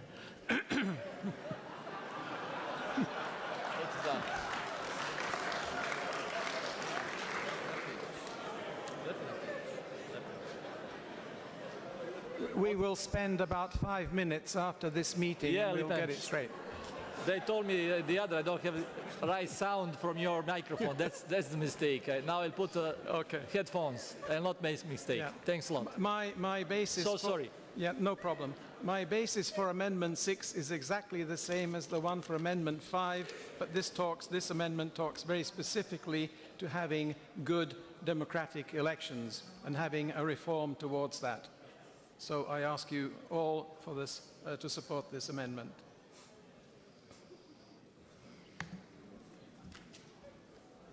Thank you very much, Mr. Lepinch. It's okay now. Mr. Pushkov.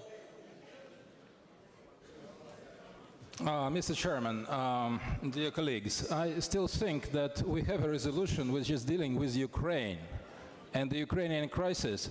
How wise is it to include everything possible in this resolution? Why don't we include here the Russian-Chinese relationship, or maybe something doesn't like the gas deal between Moscow and Beijing? And I think it would be also considered, and somebody could accuse this. So I think it's absolutely meaningless. I understand the activity of our Latvian colleagues to include as many points against Russia as possible, but I don't think it can be taken seriously in such an audience, because this is something which goes absolutely out of the essence of this resolution. Thank you, Mr. Pushkov. Senator Cardin, the floor is yours. Your comment. Mr. President, I'm going to let the plenary make the judgment as to whether this should be included in the resolution or not. We are voting. Those in favor?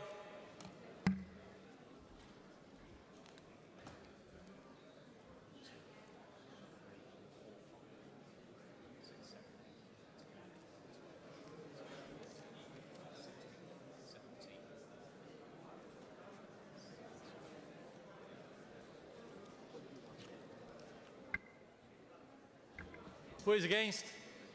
24. 1,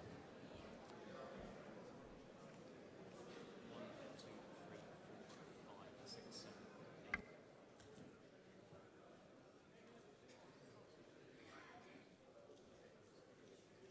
Abstention?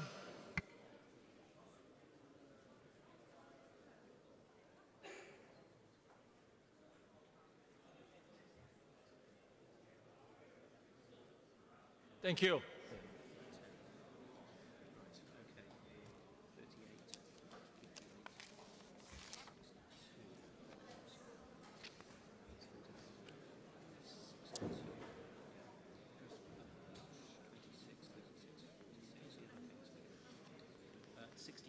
In favor. 62 in favor. 46 against. 46 against. 28 abstentions. 28 abstention. Amendment number 60 is adopted.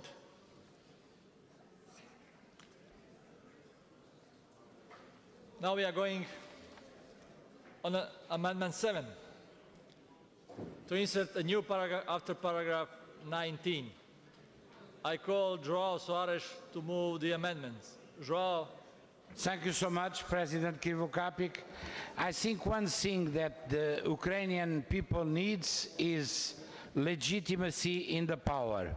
Both two points are very important: political stability and legitimacy. So we have to underline the importance of the elections that took place the 25th, that give the only legitimacy that now exists in Ukraine to the President Poroshenko, that was elected despite the fact in certain regions like Donetsk or Lugansk there were no elections. But it's very important even by that to valorize the legitimacy of the new president to start a new political time in Ukraine, a time of dialogue with those who are in the separatist regions, to guarantee that there will be elections, but also to valorize, as it should have been always and it hadn't, the Russian language, which is also a national language of communication in Ukraine, and to valorize this political stability that doesn't exist from a long time ago. Thank you. Thank you, João. Does anyone want to speak against the amendment? No. Senator Cardin. Mr. President, first let me congratulate Mr. Suarez for leading the observation team in Ukraine. I was proud to be part of that observation team. I think we performed an extremely important function, pointing out that it did meet our requirements for free and fair elections.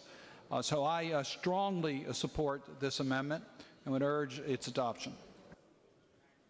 Thank you, Senator Cardin. We are voting. Those in favor?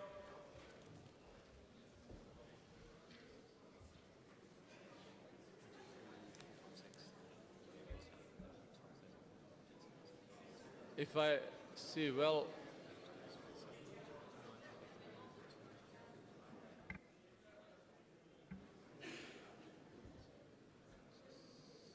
thank you.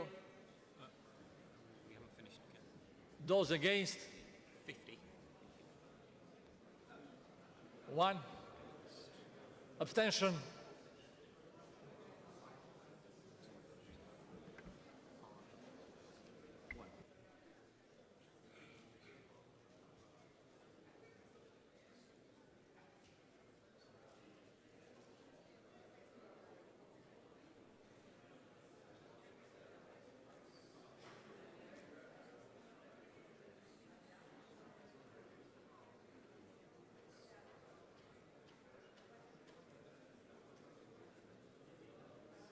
Favor. 107 in favor. 1 against. 1 against. 9 abstentions. 9 abstentions. Paragraph number 7 is adopted. Now we'll vote amendment of João number 7 is adopted. Now we are voting paragraph 20. Any objections? Paragraph 20 is agreed. Oh, 1 objection, sorry. Now we'll vote. Those in favor, paragraph 20.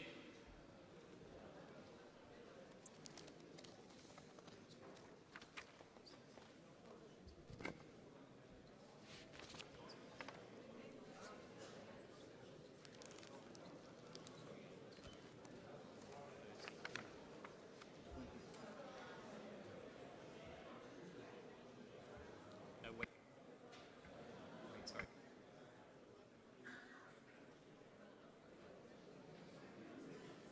Okay. Thank you. 45. 40, Against? 45.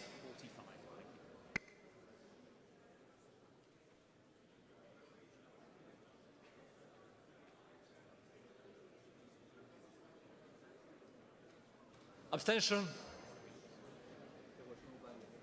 Yeah, 1 on that side. 1. Abstention. Thanks. 393, 98 in favour. 98. 1 against. 1 against. abstention. You heard 98 in favor, 1 again, 1 abstention. Paragraph 20 is adopted. We now come to amendment number 9. Number 8. Number 8. Number 8, yes. Vazdis Lepinch, number 8 amendment. Thank you. This is, I think, a very important amendment dealing with Sergei Magnitsky. We have passed resolutions in previous sessions, and somehow the matter does not seem to be making much progress in Russia. And I think we urge the Russians to to fix this problem properly and get rid of it once and for all. And I also want to remind Mr. Pashkov that the previous amendments are really in favor of Russia. I don't see how he can assume or even interpret those as a tax on Russia. All of those things will do Russia a lot of good. But coming back to Magnitsky, this problem that hasn't been solved needs solution, because it poisons the relationship between Russia and the rest of and the Western world and the rest of the democratic world. And I'm very pleased to note that there was approval by the US Senate Foreign Relations Committee of the Global Magnitsky Human Rights and Anti-Corruption Bill. So the US is definitely keeping the pressure on, and I congratulate them for that. So please support my amendment number 8. Thank you. I wish to speak against the amendment. We have the Doris Barnett. Liebe Kolleginnen und Kollegen, so richtig es ist, dass der Fall von Sergei Magnitsky aufzuklären ist, die Täter und die Hintermänner zu bestrafen ist. Absolut einverstanden. Aber das hat jetzt nichts mit der Ukraine zu tun. Und ich muss ehrlich sagen, wir haben nach langem Ringen jetzt dieses neue Format eingerichtet, und ich frage mich, mit welchem Mühlstein wir die Arbeit dieser neuen Gruppe jetzt behängen und was dann das Ergebnis sein soll, wenn wir von vornherein wissen, die Russen, was sie machen, ist von vornherein böse und wir können überhaupt mit denen nicht reden. Dann wäre es vielleicht sogar besser, wir verzichten auf diese Arbeitsgruppe. Aber wenn wir so weitermachen, immer noch einen Kreis und noch einen Kreis und noch einen Kreis darum zu ziehen, dann machen wir die Arbeit unmöglich. Also Leute, bitte seid etwas vernünftig.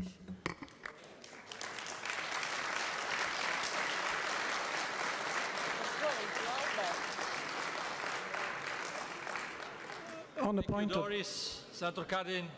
Well, thank you very much, Mr. President. I strongly support the substance of this amendment. I appreciate my colleague mentioning the action in the United States Senate. I'm proud that legislation that I authored with Senator McCain was approved by the Committee for Global Magnitsky.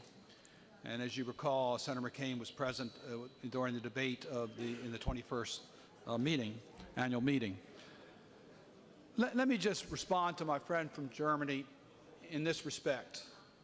It's the system in Russia that led to the death and lack of accountability on the death of Sergei Magnitsky that has contributed to the problems that we currently have and see with Russia's incursion into Ukraine. So I think there is relevancy to this particular amendment, but I think the members of the plenary can decide whether this should appropriately be included in this resolution. I intend to vote in favor of it.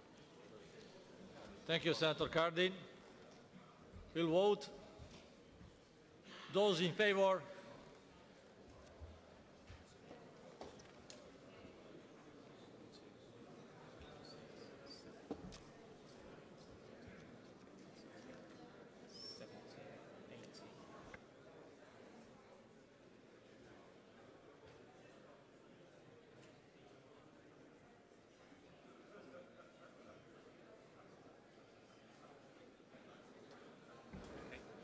Those against?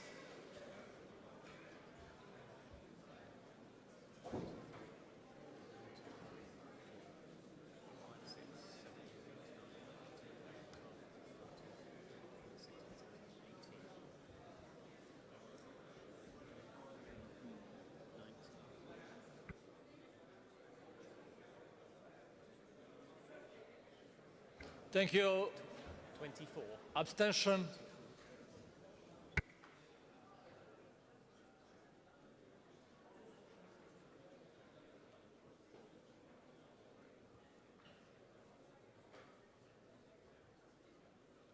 Thank you.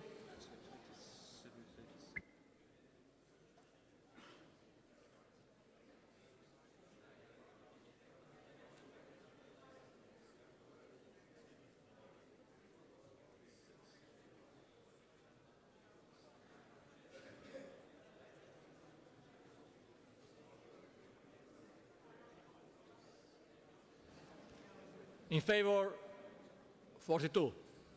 Against, 61. Abstention, 24. Amendment 80 is not adopted.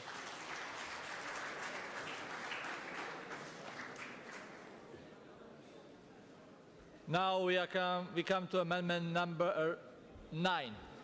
Luckily last amendment for procedure. Ms. Porina, please, the floor is yours. Dear colleagues, Russian Federation's position toward modern warfare is based on the idea that the main battlefield is the human mind, and as a result, modern age wars are dominated by an informative and psychological war in order to achieve the upper hand, ours the control, armed forces and weapons, morale and psychologically overpowering the personnel of the enemy's armed forces and civilians. The main aim is to reduce to a minimum the need for large-scale military forces by using so-called soft power, using the mass media, granting Russian citizenship to the inhabitants of other countries, using diplomatic channels, using influence also of international organizations, and supporting pseudo human rights movement financed by Kremlin. All of this is part of the new warfare techniques, which is in its early stages cannot be called a military campaign. Therefore, a new approach is needed to the security and defense of the OSCE participating states. I would highly appreciate your support to this amendment. Thank you very much. Thank you, Ms. Porina. Does anyone wish to speak against? Yes, please. Russian delegation. Monsieur Président, chers collègues, я взял слово в попытке покинуть этот зал, будучи уверенным в том, что все-таки здесь господствует здравый смысл.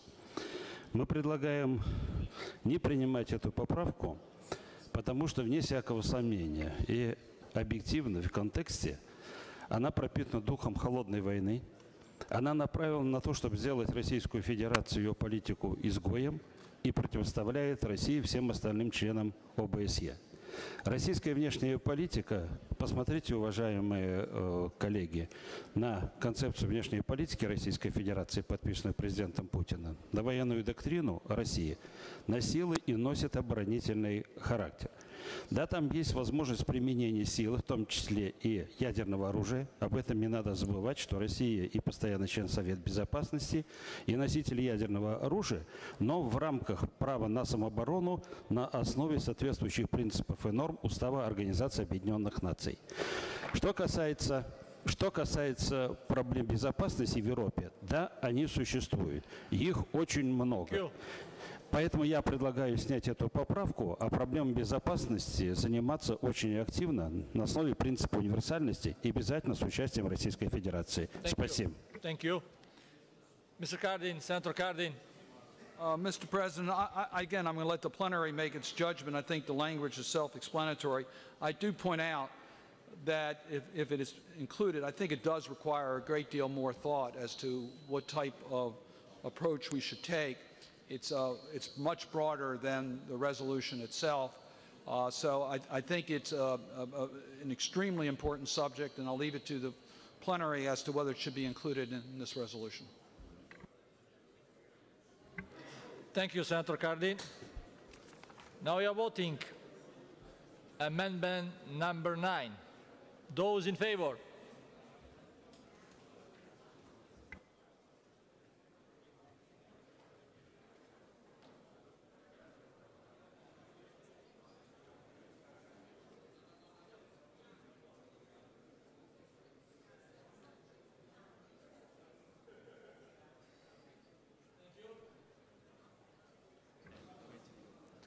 Against?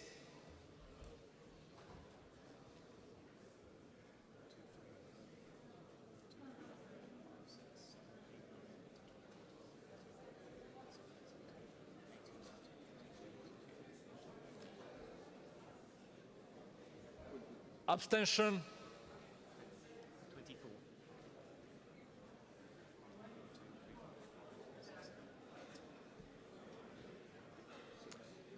Thank you.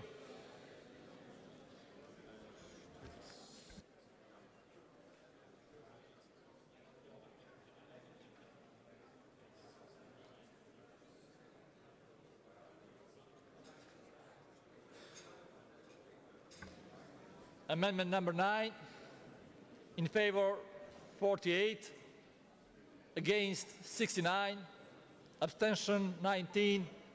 Amendment is not adopted.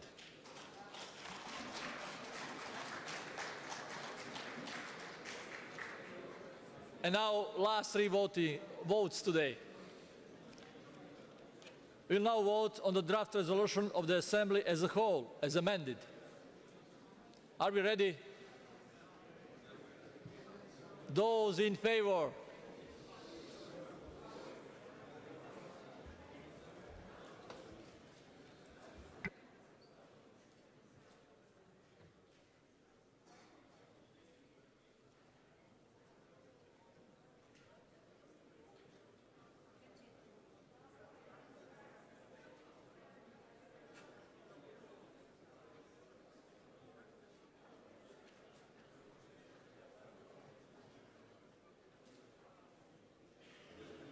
Thanks. 42.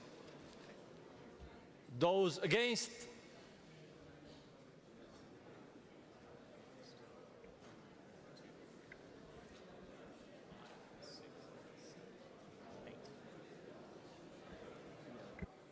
Thank you.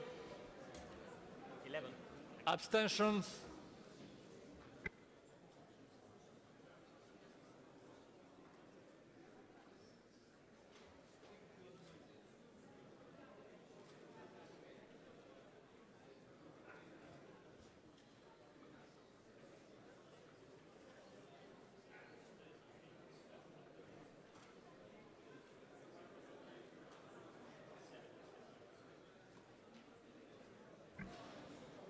Now we have a result. In favor, 92. Against, 30. Abstention, 27. Resolution is adopted.